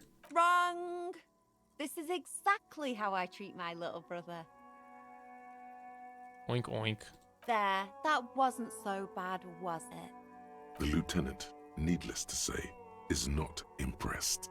Sounds like you're really serious about meeting Steban.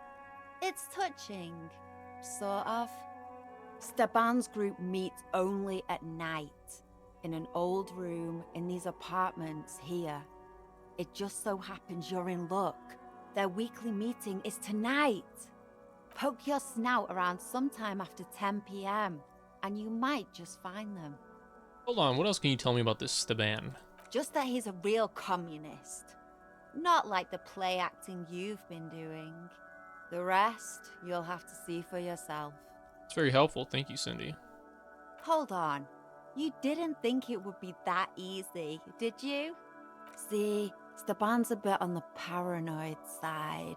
He's got all these mega secret passphrases to keep out infiltrators and the like. You can't join the meeting without one. Not to interfere in your personal errand, but I wonder whether it might have something to do with that phrase Manana mentioned overhearing. Alright, good thinking, Kim. The lieutenant nods. Guess this is what happens when two pigs put their heads together. That's enough. Off with you then.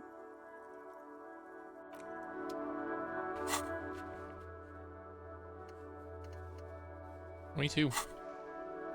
Alright. How else am I supposed to?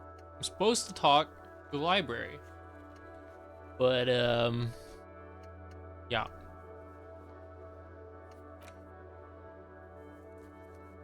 Didn't I already do this?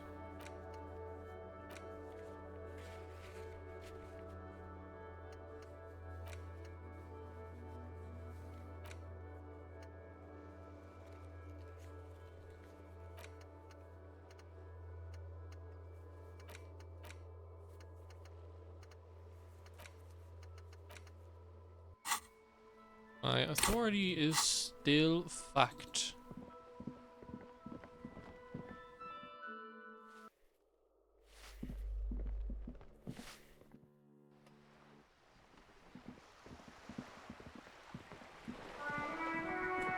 Joyce, you got anything for me?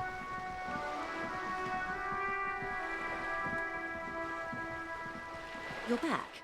Good. What can I help you with? Oh, my badge, by the way. By love, you did.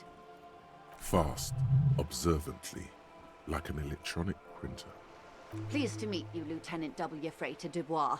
I am glad to see a man of high qualification. The situation is precarious. What can I help you with, Lieutenant Freighter? How about you share your information on the lynching, now that you've seen his badge? The goalposts have moved, Lieutenant. In the absence of the badge, I have informed my employer there will be a probe. I cannot rescind that promise. To my knowledge, the drivers are still at the roundabout. I will tell you everything I know when you've finished with them. What was your plan all along? My plan is to share information. The only way to do that now is by telling my employers you've kept your end, which I hope you will, because let me tell you, we are in dire waters. How bad can the info she has be? The sooner the probe is finished, the sooner I can share crucial information with you. Now, is there anything I can do for you in the meanwhile? Tea, perhaps? Thank you, that's all for now. Damn, I really don't want to fuck with Tommy, but don't really have a way. I mean, I could look up another way. Or actually, why not? Why don't I just do that?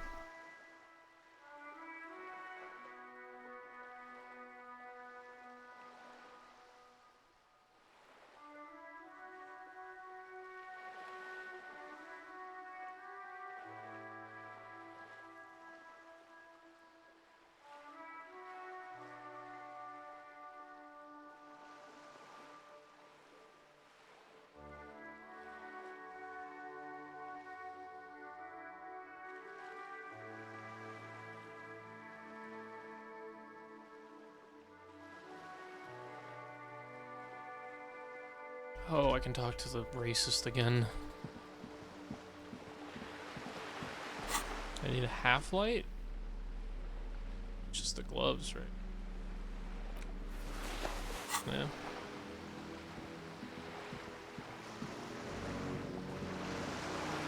What's my half light at? 6. It's not bad. Not bad at all.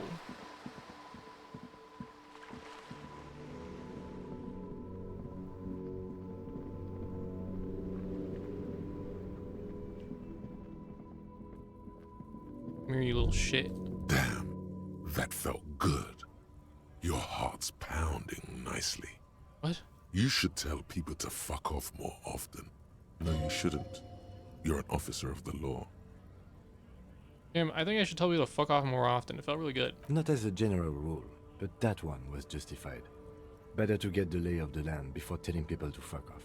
Fuck yeah, motherfuckers. That's the spirit. Never forget. The whole world's a wooden house, and you're a goddamn flamethrower. I have no idea what just happened. Looking for something odd? Come to tell me to fuck off? I don't know what you're talking about. The man bites his lip and drops the near-finished cigarette lingering between his fingers. He reaches for a new one.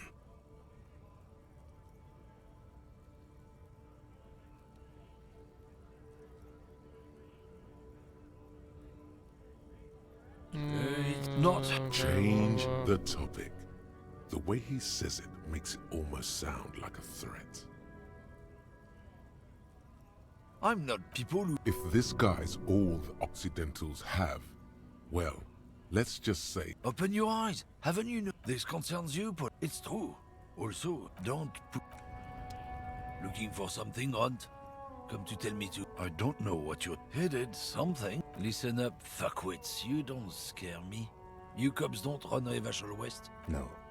He means La Puta Madre. The name resounds like a bell in the air. A dark gong. You get a bad feeling about it. Looks like the lieutenant has a plan. Okay, here we go. Let him do this. Yeah, him. Then I presume you are familiar with his peonies. Yeah, they're his little bitches. He's got them all over the unions. Not just the unions. He has peonies everywhere. Some say he even has them in the RCM. Dirty fucking peonies who'd do anything for him. Multi-ethnic drug addicts. You're not peonies. You wouldn't be investigating a drug thing if you were. No, of course not. We are not peonies. But if we were, and one of Madre's drivers were to be stealing from him, then it's a good peony's job to find out who that is. It's not a hard job. It won't take a long time. It won't make Padre Madre angry. But a stupid fucking racist is standing in the way, protecting this fucking thief. I'm not scared of you or the mob. I'm under the protection of the Lorrymen and Carters Guild. You've seen that corpse in the ceramic armor there. Did his shitty little guild protect him? Nah, you wouldn't just leave him out there if you... The lieutenant turns and gives you a barely perceptible nod. I softened him up as best I could. Now it's on you to finish the job. Be careful. This man's still got some fight in him by the looks of it. It won't be easy to break him. Men like this only respect two things. Strength and fear. I have a fucking sword in my hand. Time to turn up the volume. Show me her lorry right fucking now. The lady driver's lorry. Where is it? Fuck you, I told you. I'm not gonna... There. His voice grows smaller as yours.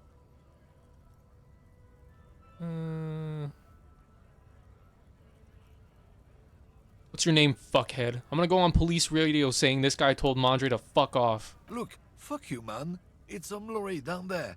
Green, banged up thing. I don't fucking know who she is. When did she go away? I don't know. I don't even know her name. She just rolls with the fleet and acts like a big shot. Some dyke, probably. I haven't even seen her for days. Where exactly is her lorry? Past the monument. Down there. The Green Temple. Now, leave me the fuck alone, okay? A small temple by the monument. Green. Let's get into that lorry. Looks like he got his adrenaline up, too. Hell yeah. Cool, didn't have to piss off Tommy. Tommy.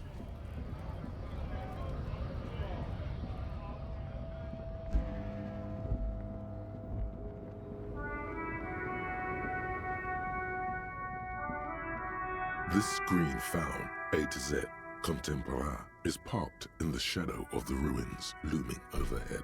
It's seen better days. This must be the one he told us about, unless he was lying. The glass on the side windows is tinted and covered with dust. You can barely make out the shape of a seat and two steering levers. It feels like you're peeking into someone's home residence. Inside it's private, cozy, warm, dusty too. The door is locked. The handle looks shiny, like it's recently replaced. There's no picking this lock. The owner has put special care into it. It's a recessed design. How are we going to get this open, Kim? Use the pry bar to smash the window. Open it from the inside. Really? This has been hard enough. No need to make it any harder.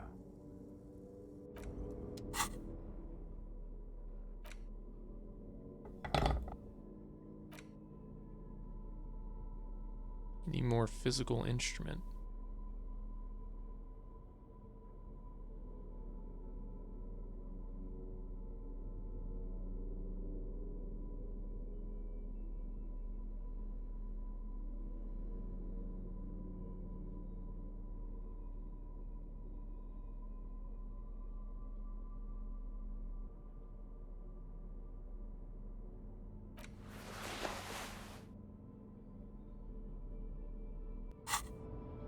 This screen found A to Z.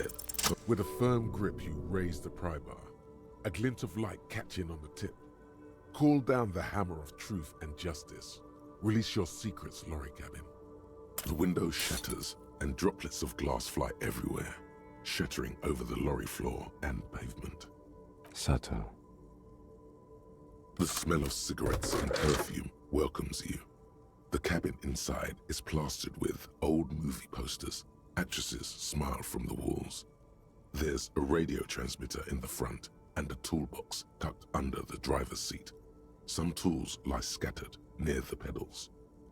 These are movie posters featuring starlets from long-forgotten films from the 20s, the teens, even the 90s of the last century. One of them particularly catches your eye, a centerfold of an ingenue attached right above the back seat. There's definitely perfume in the air. It's spicy, with a hint of amberette, wafting through the bitter air of the cabin. The remnants of a sweet juniper-scented perfume, probably Grenade No. 5. The actress is draped in a sheathed dress, one of her shoulders bared. The faded remains of an autograph run across the poster. She's looking past the camera. A feeling of tenderness washes over you. A longing even, perhaps. And gentle tragedy. Wait, doesn't she resemble someone you know?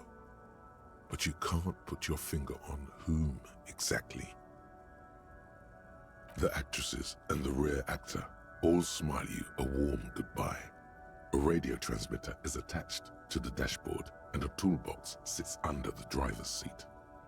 Looks like the frequency dial is absent. It requires a key to work, but the key has been removed, likely by the missing lady driver. Strange. There are so many radio stations saved here. Must be over 100 at least. Why would anyone need so many radio stations? For contacting an entire fleet of lorrymen, for example. This is all shortwave, UW and UKV. Looks like we are dealing with an impressive organizational tool. The nerve center of a huge operation, with quite a range too. A 20-kilometer radius at least, perhaps extended by an attachable antenna that's not here right now. Is there anything we can do with the radio? Doesn't look like it. It's completely inoperable without a dial key. What else is here? The smell of 1,000 cigarettes, some dead actresses, and a rusty old toolbox under the seat. You wedge yourself under the steering wheel to get a better look. Seems like the few tools lying around here, a hammer, a pair of pliers, a rusty wrench, have been casually thrown there by the disorganized driver. But one odd detail does catch your eye. A piece of sandpaper has been glued to the throttle. Why would anyone glue a piece of sandpaper to the gas pedal? Sandpaper? A novel technique. Must be to offer some extra grip to the driver's foot. Sandpaper would also rub off the pattern from the driver's right boot sole. Yes? Do the honors, he thinks. Connect it yourself. And the footprints at the crime scene had an aberration. One sole was smoother than the other. Which means that the missing lady driver was present at the lynching. Wait, the missing 8th Hardy here? Looks like her, yes. And she was the one running the drug trade. What a handful. Now we know for certain who is the missing 8th person at the lynching. Do you think that Hardy and his boys could also be involved in the drug operation? Necessarily, the lady driver could have kept the drug trade a secret. You're right. But we should still go and see what Titus has got to say on the matter. Are we finished with the lorry? The movie stars are still smiling from the walls. The radio transmitter sits on the center console and a faint smell of perfume is in the air. A metallic drawer slides out from the seat. It's empty, except for a folded newspaper. It's an issue of Petit Ferique from last Wednesday. A piece of paper falls out from its pages. It looks like an article ripped out from a radio enthusiast magazine. Complex mathematical equations explain the basics of something called the Ulan frequency system. These formulas look oddly painful. Maybe it's the hangover, but they give you a headache. The Ulan frequency system? I've never heard of that before. I know of FM, AM, UKV, but... The pull-out toolbox slides back into its nest. The rest is as it was. Radio, posters, a trace of motor oil smell under all the cigarettes. It closed the rusty old lorry door. Great. I think we got everything. A word, detective? Before we return to Joyce?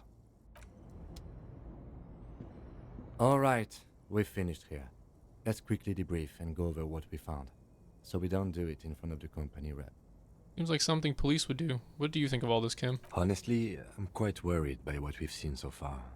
The evidence seems to point to a rather extensive and well-organized operation. I'm especially intrigued by that radio transmitter, particularly the sheer number of stations it can connect.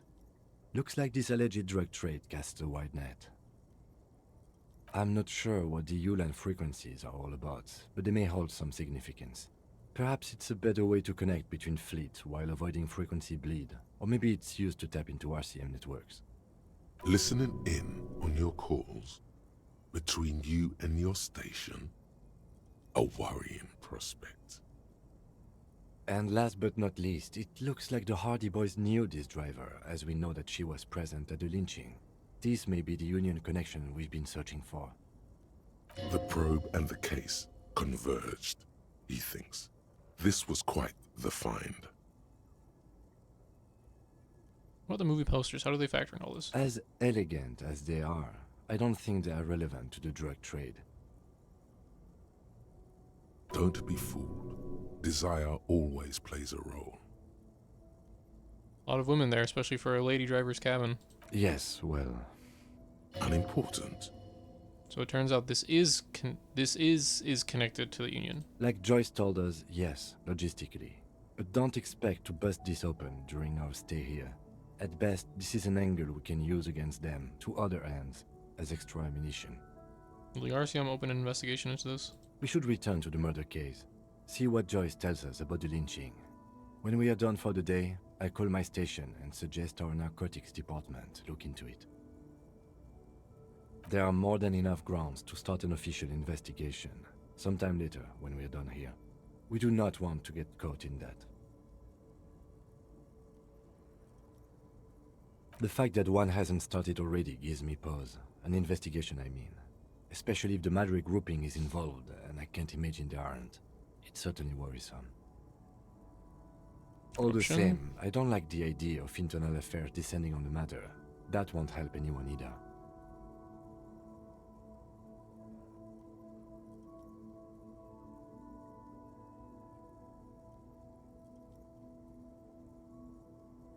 Debrief over. After you. Putting this shit in the interface. Can't put it anywhere else. Or you can't put any more in, so... I'm done with that, I'm done with that.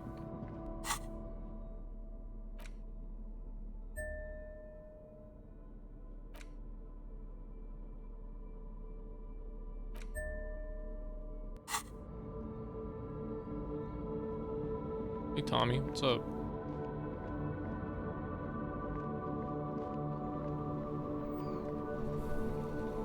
I saw you poking around in Lady Driver's lorry. She in trouble? Trouble, she's gonna be fine. Oh man, that's like a load off my mind. All that stress was messing up my rhymes. What's the plan with those rhymes? Oh, you know. Tommy Laham's gonna be a musician. Sprechgesang, but with beats. I've got a lot of free time on the road to hone my craft. Why Tommy Laham? Tommy Laham was taken. My real name's Jerry Lafitte. Tommy's way better. It's more him. Alright. The man taps his fingers rhythmically against his arm. That's all for now, bye. Don't think I'm gonna be spitting any beats to Tommy anytime soon. Oh hey, I forgot. Looks like the circus left town, but the clowns are still here. Found someone who saw the hanging, a witness. A witness? You ain't got shit. The locals would never come to you with this. That's just contact status. Next, he's gonna tell you one of us already rolled on the others, and is in witness protection. My witness isn't a local. Well, let's hear it then. Who is your mystery fella? Let's just say he's a high-ranking government official and leave it at that. Yeah, right. Like we wouldn't know if an MI plant was in our town. Nice try, right? I've seen this shit a million times, Titus. Fly fishing. They are desperate. Tell us, Copper, what wacky claims did he make? The witness said the hanging went down very quietly. No shouting, no commotion. It's you assholes that feel the need to go around like a fucking brass band. The Hardy Boys are dead silent. Yeah, it's like they put cowbells on you before they send you to the streets. What's with the cowbells, policeman? The witness said he saw 2 people of Aeropagite descent and 1 mask. Arabagite? Boss, I think he's trying to say me and Theo. Well, yeah. What is confusing you? Eugene, Theo, and Elaine were there too. I already told you. We were all there. Witness said it all looked like a surreal play. Those flaccid MI cocks with their culture language. Everything's a surreal play or sublime whatever. Doesn't mean anything. It means the whole scene was long and drawn out, like it was from a film. What is this fella's problem? Sorry we didn't make it more action-packed. It wasn't the first thing on our minds, you see? Shanky. It's Shanky, right? I thought there's something wrong about the lynching story. Now I know there was. You don't know shit. I know you are lying, Shanky. You didn't break this wagon fort, but you did manage to rattle the people inside a bit. Witness said the end is here. The great undoing. We will all be vapor. Vapor, huh? Well, that checks out at least. For the record, which I have to type up later tonight, no apocalypse-related testimony was provided to us by the witness. Check out the stand-up comedians the RCM has. When are we gonna get funny men like that? Some witness.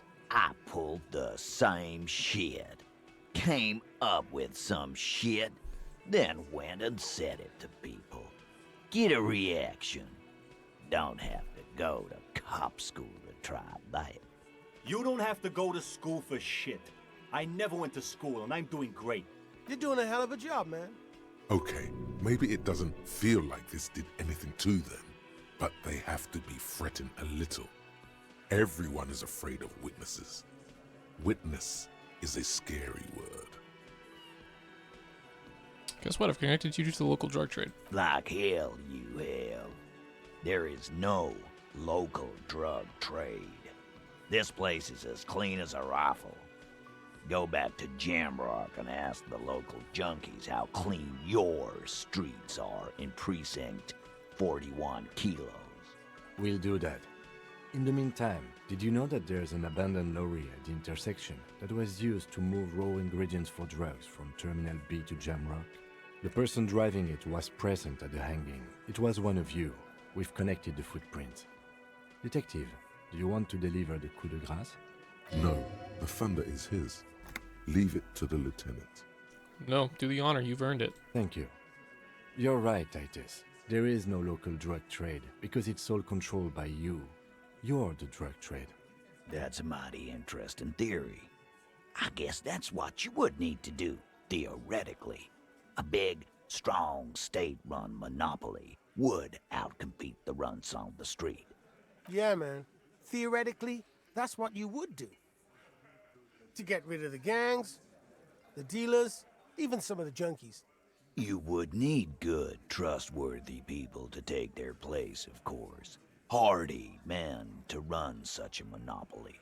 For the good of the community, of course. It's disgusting. You're admitting to profiting off of poisoning your own people. Boo fucking who. People will always be taking drugs. Might as well do it clean and organized. Yeah, that's what the labor movement is all about. Clean and organized. And the Hardy Boys are running it. Theoretically, of course. We're just talking politics here. My answer to your drug accusation is, how dare you? Go fuck yourself. Not quite yet, Mr. Hardy. There were 8 sets of prints on the crime scene. There are only 7 Hardy boys here. The 8th Hardy, the one who's missing. He runs the thing, right? My answer is fuck off. Mind your own business. There is no 8th Hardy. I run this goddamn scene. Finally, you got something out of him. This could prove useful in the future. And here we go. Back to the usual. I know. Fatty walked on all 4s. He's so fucking fat, he left 2 sets of footprints. Go fuck your mom, Dennis. That's more like it, boys. You heard him. It was Angus on all 4s. Anything else you need to know? Guess I try the authority check again.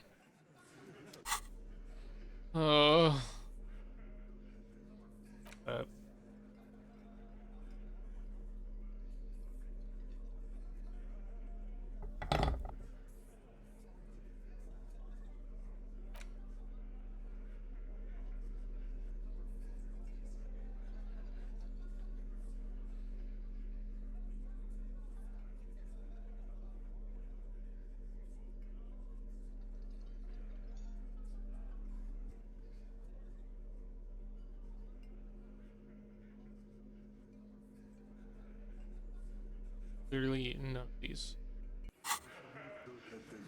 Right now, 1. Okay. It's you again. What is it?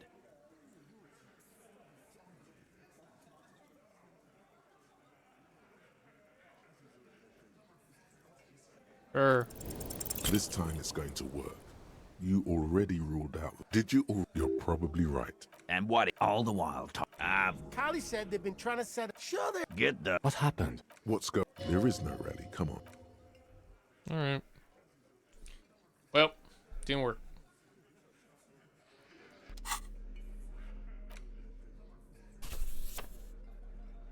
Jesus. -4. Oh, it was the t-shirt. Oh, I forgot to check the thing I'm wearing.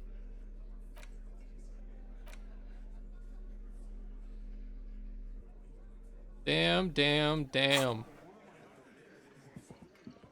Alright, talk to him and then talk to Joyce. Hi, gendarme. Another rendezvous. Stream. You're here. I am.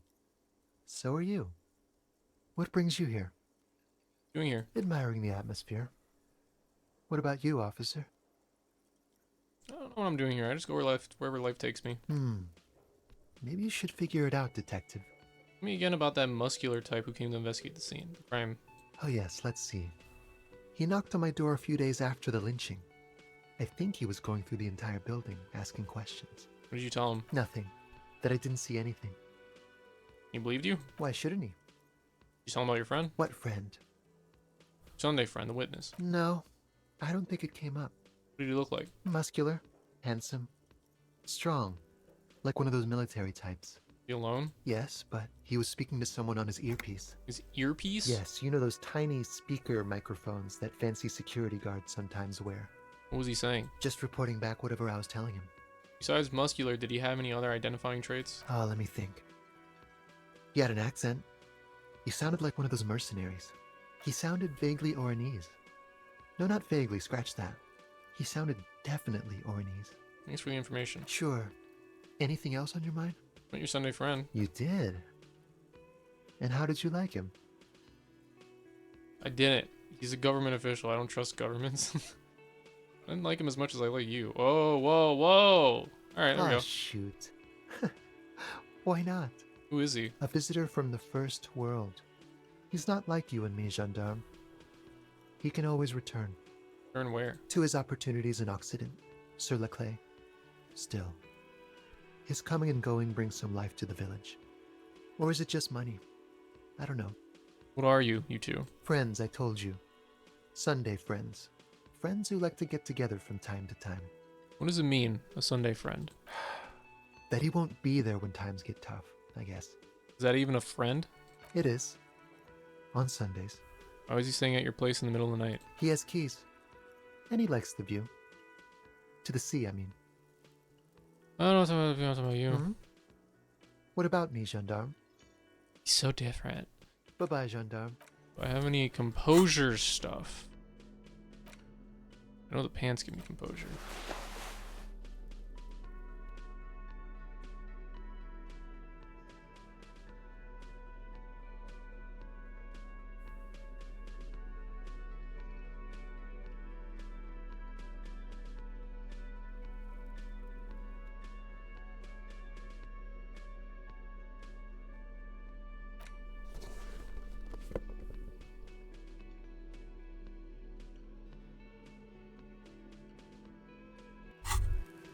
Hear that?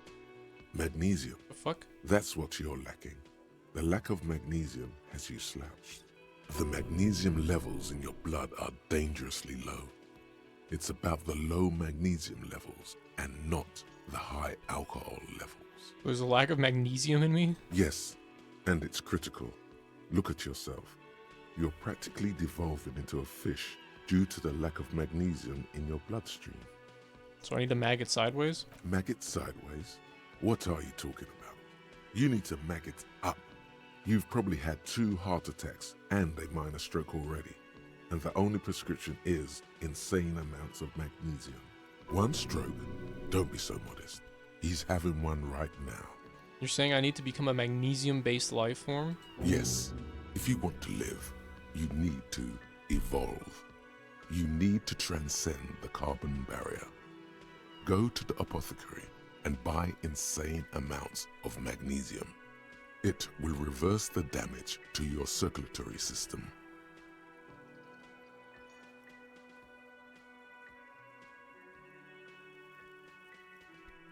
And he gets me +2 volition, but it's -1 shivers. It's high enough. +2 volition, magnesium receptacle glands. Just remember, it's not the alcohol.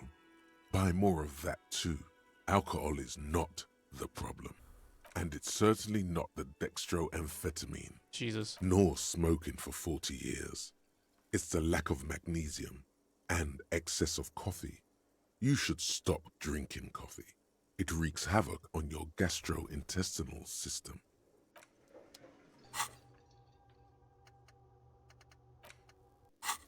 Well, hi again, gendarme. Could he be a member of the homosexual underground? Yes, this man is definitely one of the homos. I've seen them homos with my own eyes. This sexual thing seems interesting. Ask around. Become involved. Are you part of the homosexual underground? The homosexual underground? Why, yes, I am, officer. Why? Do you want to investigate? Yes, I want to hear more about this homosexual underground you're part of. Oh, it's a pleasure group. A sub rosa pleasure group congregating in cellars under the cover of night. Saturday night. Sometimes even Friday night. What about Thursday night? Or Thursday night. Sometimes the congregating doesn't even end. It carries on into our daily life. Why do you convene? What do you do? Oh, we're ambitious. We want to destroy the last vestiges of meaning, the last things people in Rebishol have to hold on to, the true symbols of security. The meaning of man and woman, mother and father, their marriage. Everything will be constantly shifting and moving under our rule. The future will belong to a circus of identities just spinning around, surreal and unreal. You won't even know who you are anymore. Does that have anything to do with disco? Yes, we listen to a lot of disco. Some say we engineered disco to spread our vision of a vertiginous, ever-changing society, where all there is a razzle-dazzle of gold. We are going to change the family unit with all this razzmatazz and finger dancing. And with mysteries. Of course, the mysteries are also of sexual nature, very esoteric. I do like disco. Maybe I should get into it. You can't just get into it. You have to be born into it. One is either already in the homosexual movement or forever excluded from it.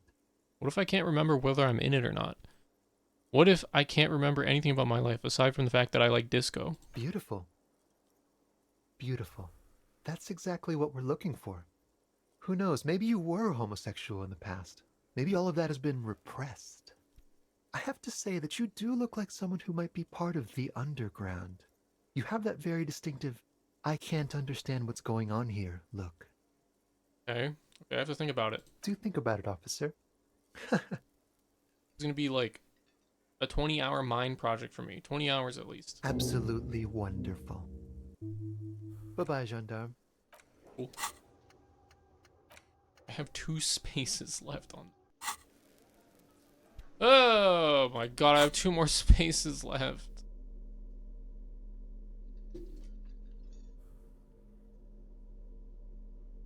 Shoes out.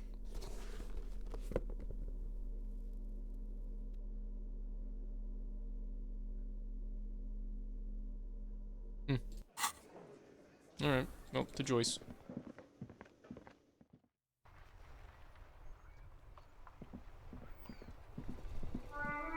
Ah, I got a call. No, I got a call. Inside, you see a set of steering levers, a radio microphone. This is Precinct 57. How may I... Hold on, officer. I've got Central Jamrock Public Library on the line, and I've already introduced you to their librarian. Connecting the call in 2, 1. Yes, this is Central Jamrock Public Library here. How can I help you, officer? He sounds worried, yet ready to assist. This is how people get when the police call. I'm looking for any information that you can provide on Billy Majan, a reader. Billy Majan, you said. Give me a moment, I'll have to check our database. On Moreau Drive in central Jamrock, in a darkened hall lit by orange desk lamps far away from the noise outside, a middle-aged man taps commands into an old radio computer. A printout falls on the desk. Behind him, a lonely reader scours some dusty bookshelves, looking for a paperback. Yes, hello, are you still there? I found Billy Majan's home address, is that alright? No phone number, unfortunately. Yes, home address is fine. Here we go, sir. Rue de Saint-Ghislain, 33B, apartment number 20. It's in Martinez, I believe. Cape Side Apartments, it says. That's all. That's where the smoker on the balcony lives, isn't it? Do you have any other information on Billy Majan? It says here that they returned their last book just a few days ago, but I wasn't at work that day. You know someone who was? Marie? Marie? Do you remember a reader named Billy Majan? They returned a Tybalt book the other day. Yes, it was my colleague Marie.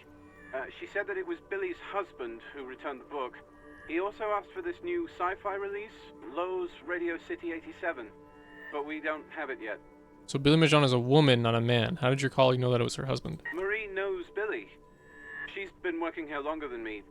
Sometimes her husband returns some books for her. And then goes for a little drink later, on the lookout. Do you know the husband's name? Sorry, no. Marie only knows him by sight. Can Marie describe to me what the husband looks like? Marie? She said it was an older man, and that she's pretty sure he'd had a drink or two the last time she saw him. What was he wearing? 1 second. Sorry, Marie wasn't really paying any attention to that.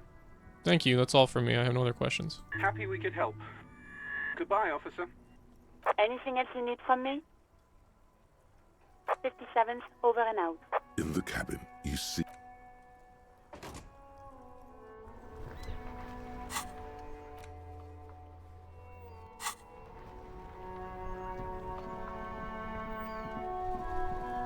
Oh, gotta do this. Talk to Joyce last. I don't want to end the stream on something depressing.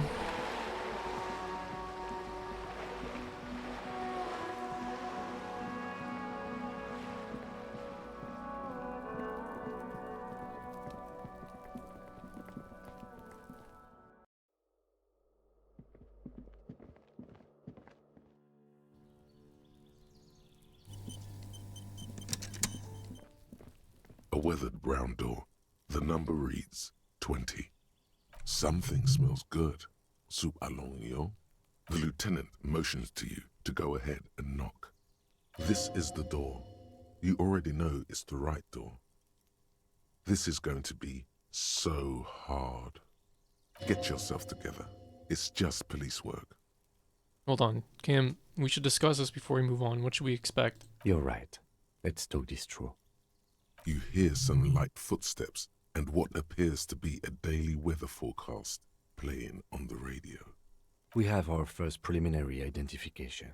In all likelihood, the deceased is the husband of Billy Méjean.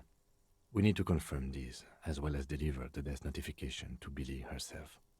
Now, delivering a death notification is never an easy task. There's a reason why it's often called the most stressful part of our job. This is why it's usually done in pairs. You got this. I'll be monitoring reactions, ready to act if necessary. Do you have any advice on how to tell her he's dead? Just don't say that you know how they feel. You don't.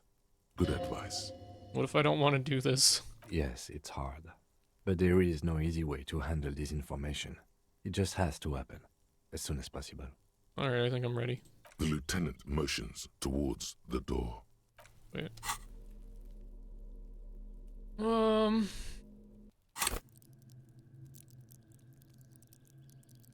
My empathy's at a 7. It's good enough. A weathered brown door. Something. The lieutenant. This is the. Get yourself together.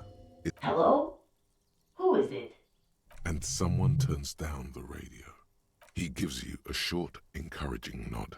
Is this Billy Méjean's home? This is the police. Please open the door. The police? A moment, please give us a moment. Tidying up. Nervously. There's fear in her voice. Come in, the door is open. Oh. Fuck the world. It's you from the bookstand. Did you come to bring my cockatoo back? I don't think I introduced myself properly. I'm Billy. Would you like something to drink? Tea? Lemonade? We're out of coffee. The lieutenant has taken off his foggy glasses and is busy cleaning them in his handkerchief. For now, you're on your own here. He must feel vulnerable without his glasses. Is this why he's letting you take the lead? Thanks, but I'm alright. Is this about Victor, my husband? Is he in some kind of trouble again? I can come pick him up in the station if that's what. No, this is something much worse. Is he in the hospital? How bad is it? Definitely no small talk. This isn't the time or place. You've done this before. Just keep your focus. God, do I just say he's dead like that? Yes. That's the most important thing. Use that word. Ma'am, I'm very sorry to say, but your husband, Victor Méjean, was found dead on the Martinez boardwalk. What did you say? A great and terrible spike. The blood freezes in her veins. Your husband, Victor Méjean, is dead. I'm very sorry for your loss, ma'am. Oh. Oh. But he was just... But he was just here. Alive. Ugh. We understand this comes as a huge shock. I want you to know that me and my partner are here for you if you have any questions. Take your time, ma'am. What happened to him? It was an accident. He fell through a hole in the boardwalk and hit his head. Was he drunk? Alcohol may have played a role, yes. I see. And you just found him there, lying in the cold. How long had he been there? If you say 2 days maybe, it will be etched in her mind forever. It couldn't have been long. She blinks, eyes welling up with tears, as her hand starts searching for something from the pockets of her dress. The handkerchief. A small, terrified smile quivers on her face as she takes the handkerchief and wipes away the tears. She looks disoriented. Is there anyone we could call for you? A friend, a family member, someone who could be here for you? No, no. I just need to tell my girls. It burns like acid. God, should I call them? Should I tell them to come home? No. A day. No, take a day to recover. You'll be better prepared when they come home tomorrow. Good. That's probably the right thing. Thank you. Just tell me, what do I need to do next? Where is he? Can I see him? We've taken him to the city morgue. The local coroner will be contacting you shortly to arrange the funeral. Here's his number in case you want to contact him earlier. Is there anything else that the RCM could do for you? No, I'll call you if something comes up. I'm still... Thank you. Thank you for telling me. I'll call if... These are her last reserves of strength. Her muscles will give in soon. Already, she starts to shake. Again, I'm very sorry, ma'am. We should step outside and talk. I didn't search the house. You did well. I could have done more. You did enough. Can't save the whole world, you know. What now? I'll call the station when we're finished with the day, and let them know the name of the deceased. That's it? That's it.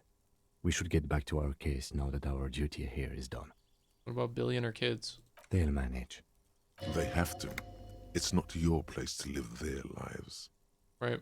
This is closed then. Let's go. Damn, man. Hate that one. You hate that one. That one sucks a lot.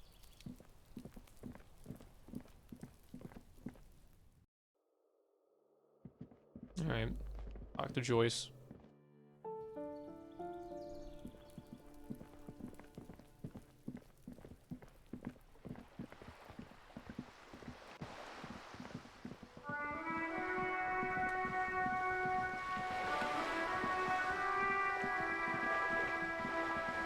You're back. Good. What can I help you with? Yes, my eyes on the harbor have sent word to that effect. What have you discovered? Where exactly are these eyes located? It doesn't really matter. And I do apologize for the surveillance. Wild Pines can't afford to be blind at a time like this. In any case, it's a relief to know someone has looked into it. If I may ask, will there be an official investigation? I assume you discovered there is an operation. She's trying to conceal her excitement, but the slight glimmer in her green eyes tells you otherwise. If there is an investigation, it will be part of an ongoing operation, subject to confidentiality.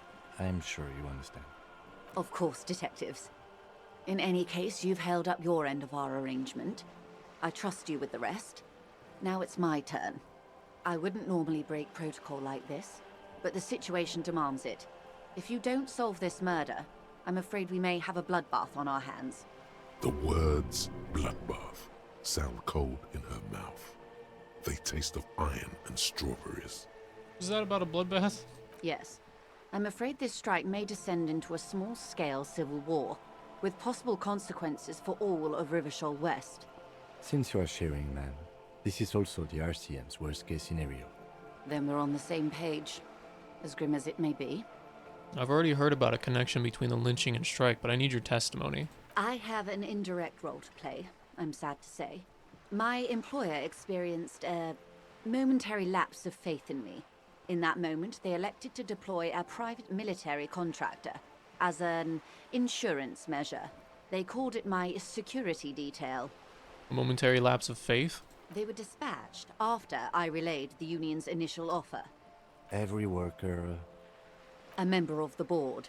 I tried to convince my employer it was simply a piece of rhetoric, or a joke. They did not appreciate the humor. You need a security detail? Absolutely not.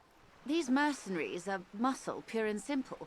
They are meant to intimidate the Union into surrendering. Who are they, exactly? Crenell, an Oranese military company. As far as I know, 3 arrived in Martinez. They report to me sporadically, but they do not answer to me. To be frank, our relationship is deteriorating. They wear ceramic armor, have semi-automatic weapons, and years of combat experience. They also have trauma and stressor disorder, and no idea how to conduct themselves in an urban civilian environment. So, what happened? The story is, one of them, the Colonel, I don't know his real name, sexually assaulted a local woman while he was drunk and separated from his unit. This allowed some of the more militant Union members to subdue him. He was taken out behind the whirling in rags and lynched last Sunday night. What then? Nothing. Mr. Clare refuses to let me into the harbor. I have not been able to discuss this matter with anyone there. The remaining 2 Crenell contractors carry out their orders, for now. For now? It's a smokescreen.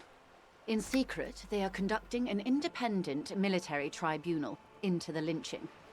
Once this investigation is concluded, executions will follow. What is the nature of this so-called investigation? Whether to execute one, some, or all of the Union militants. It will be all of them. The decision is already made. I have to say, this is not disco. It is very far from disco. My only hope is that you provide a single, concrete suspect before the mercenaries indiscriminately pick theirs. Simply put, if you don't pin this on someone good and do it fast, they will identify and execute everyone present at the lynching. This in turn will force the Union to respond. The Debardeurs have over 2,000 men. It will be 1,000 to 1. Have you ever seen a Hornet invade a beehive, Lieutenant? It's not pretty. These men work in tandem using semi- and fully automatic firearms. Their armor is virtually impenetrable to muzzle-loaded weapons, even yours. Most Union workers don't have guns at all. As I said, a bloodbath. Seakem, this is that great bloodletting I've been telling you about. It appears you found it, yes. And I'm not happy for you. Isn't this a pretty bleak scenario you're describing? Many bleak scenarios have already come true, Lieutenant W. Frater Dubois. All we can do is keep the rest from going the same way. One single concrete suspect delivered into civil court, and I may be able to defuse this situation. What can you tell me about Crenell? Not much. Their public resume is relatively good, as far as private military contractors go. I believe they were once called Downwell. Down a deep, black well. They boast a long list of clients. Saint-Baptiste, Welchman-Lorenz, Eintracht. A warning sign, however. The operations concerned all take place in third or fourth world countries. Guarding facilities, escort missions and such. Meaning they're used to operating in war zones. Yes. All the good conflict corridors, Supramundi, Yesut, the Seminese Islands, countries that don't have a good record reporting atrocious military conduct on their soil. Okay. Anything else you got on them? Sadly, no. Before this happened, I had little interest in them. Now that I do, I don't have the resources. If you still have access to the ICP's database, you could run a better background check than I ever could. It may take some time, though. Do you know a lot about the inner workings of the RCM and the ICP, ma'am? In my line of work, it pays to do your research. I was prepared to deal with the RCM. I did not think I'd be dealing with a group like Crenell. Did you contact the company, tell them to call them off? I have. And they will. However, these orders take time to reach what is basically a rogue unit out in the field here. Until they do, it's all on us. You said the deceased assaulted a woman? Or he didn't. This is information passed on to me from some teenagers loitering around the canal. I cannot testify by it. Who did the passing on then? The remaining contractors. Their tribunal. It's what they believe. What did these teenagers by the canal say? That the man was killed because he assaulted a local woman. I've asked around a bit. This seems to be the accepted story around Martinez. The lieutenant consults his notebook, his eyebrows knitted in concentration. Odd. We haven't heard any reports about an assault in connection with the lynching. Where did it take place? And when? Last Sunday night, at the Whirling in Rags, the hostel by the gates. Supposedly, the colonel was drunk, maybe on narcotics too. Either way, he's alleged to have sexually assaulted a woman. Sometime later, a group of dock workers got their hands on him. And who was this woman? That's a good question, officer. I don't have the slightest idea. As I said, it's a rumor. About a rumor. In any case, it's what the colonel's remaining colleagues believe. You'll meet her soon enough, you feel. This colonel, the one who was hanged, did you know him? If you mean did I see him alive? Yes. But I did not know him. You don't know how you know. It's not written on her face. nor in her voice, but she had sympathy for this man. You liked him. Liked is a bit strong. He was the most charismatic among them. He handled all the talking. His departure left a major gap in the group's communication skills. His name was... Lely, his service name, a nom de guerre, most likely. He wouldn't divulge his full name. Only one of them did. A bad sign if there ever was one. Tell me about the others first. One is a man, Corty, they call him, a nickname as well. The other a woman, Phyllis DePaul. Corty is the gunner, I believe. DePaul is a radio operator. What would you say was his eye color, the deceased's? She closes her eyes, trying to picture the man's face, then shakes her head. I can't remember. That's all right, ma'am. Anything else? Nationality? What would you say was his age? He was 40 or 50. It's hard to say which. He had a combat injury on his lower jaw. It made it difficult to estimate his age or gauge his facial expressions. Indeed, this matches the dental reconstruction we saw on the body. What else? Nationality? Accent? He was, Occidental, I think. Light brown hair, a mixed accent, Oranese, or Messinian, maybe. His injury gave him an accent all his own. In a way, it was humanizing. He had to learn to speak through it, through the injury. That's all I know, I guess. I only met him once. Where are the remaining 2 mercs now? They've gone to ground, as it were. I don't recommend seeking them out. For one, they're almost certainly armed to the teeth. They don't have the same respect for the Revachol citizens' militia as I do. To put it bluntly, they think you're vigilantes. Ghetto savages. It will not be a fruitful meeting. We still need to know where they are. You're likely to run into them eventually. When that happens, I'll be in a better position to mediate if I don't appear involved. Where are these mercenaries?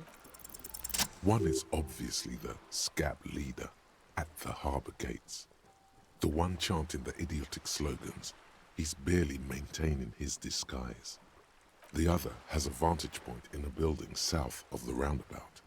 They were keeping tabs on you while you were canvassing the lorry drivers. One must be the goon in ill-fitting work clothes by the harbor gates, the scab leader. That may be so. I still hope you heed my advice. There's no need to kick the hornet's nest. For all your talk of averting this catastrophe, the situation at the gate is a powder keg. Does this not bother you? Of course it bothers me, Lieutenant. But my hands are tied. How would my employer react if it appeared I were intervening on behalf of the Union? Your concern may be appearances. Ours is keeping the peace. One is probably in a building overlooking the roundabout. That would afford a good vantage point. In any case, it's practically inaccessible. Where is your radio for contacting them, if I may ask? Do you have an earpiece? Heavens no. I'm not an undercover agent. There's a short wave at the ship's wheel. I hope I can answer it better. How much time do we have? Until the executions start? Truthfully, I don't know. It depends on their progress identifying the members of the lynch mob, and their impatience. They don't report their progress to you? Not on this matter. I'm afraid they consider this a personal initiative. 5 days, not more. Maybe sooner. It's a matter of days, not weeks. I am sorry to have been the bearer of bad news. If there is anything else I can help you with, please ask. Can you tell me about these tattoos? Of course. Excuse my hesitation before. For about half a minute, in silence. It was taken with a Trigat not long ago. This is the man's upper body. There were no more markings on his hands or legs. Her mouth is relaxed. The accordion lines near her mouth vanish. The pearls of her eyes move slowly on the photo's surface. She has no excess of emotions for this cadaver. Has she seen dead bodies before? It's likely.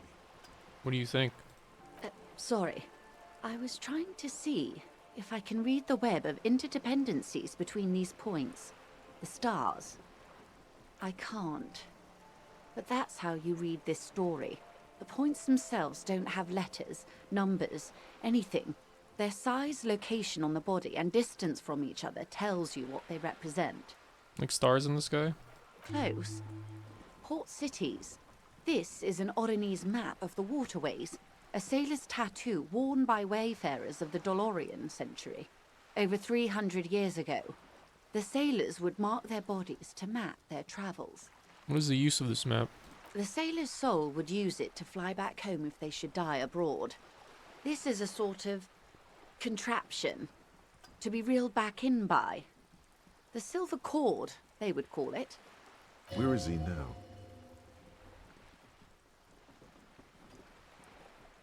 This one has flown quite far by now. I would say he's near the Arcade Islands by now, ready to exit the Insulindian and enter the Pale, if I've read his home address correctly. What travels does the dead man make? Quite a few.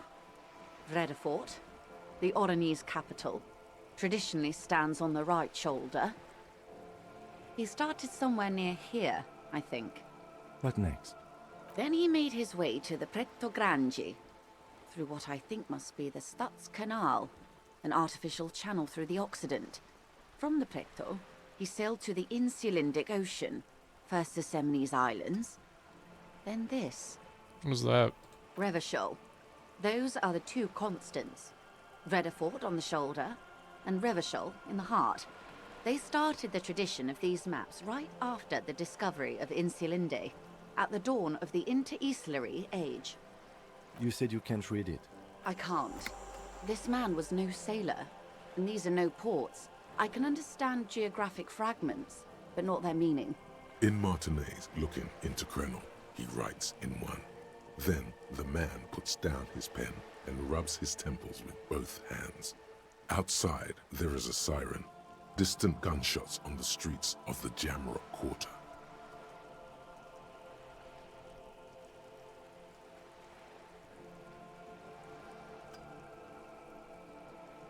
This man is no brother of mine, but this is his service history.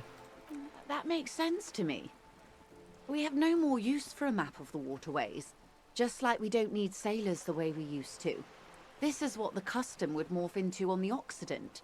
Mercenary tattoos. Who could tell me more? His platoon members? The other contractors. Though I do not suggest you go and show them that picture. This man was their friend and comrade. It could go this or the other way. Maybe if you're tactful, it could be beneficial. Challenge accepted. I say we do it. I need the information. Do what you have to do, Detective Dubois. I don't think deciphering that tattoo should come before public security.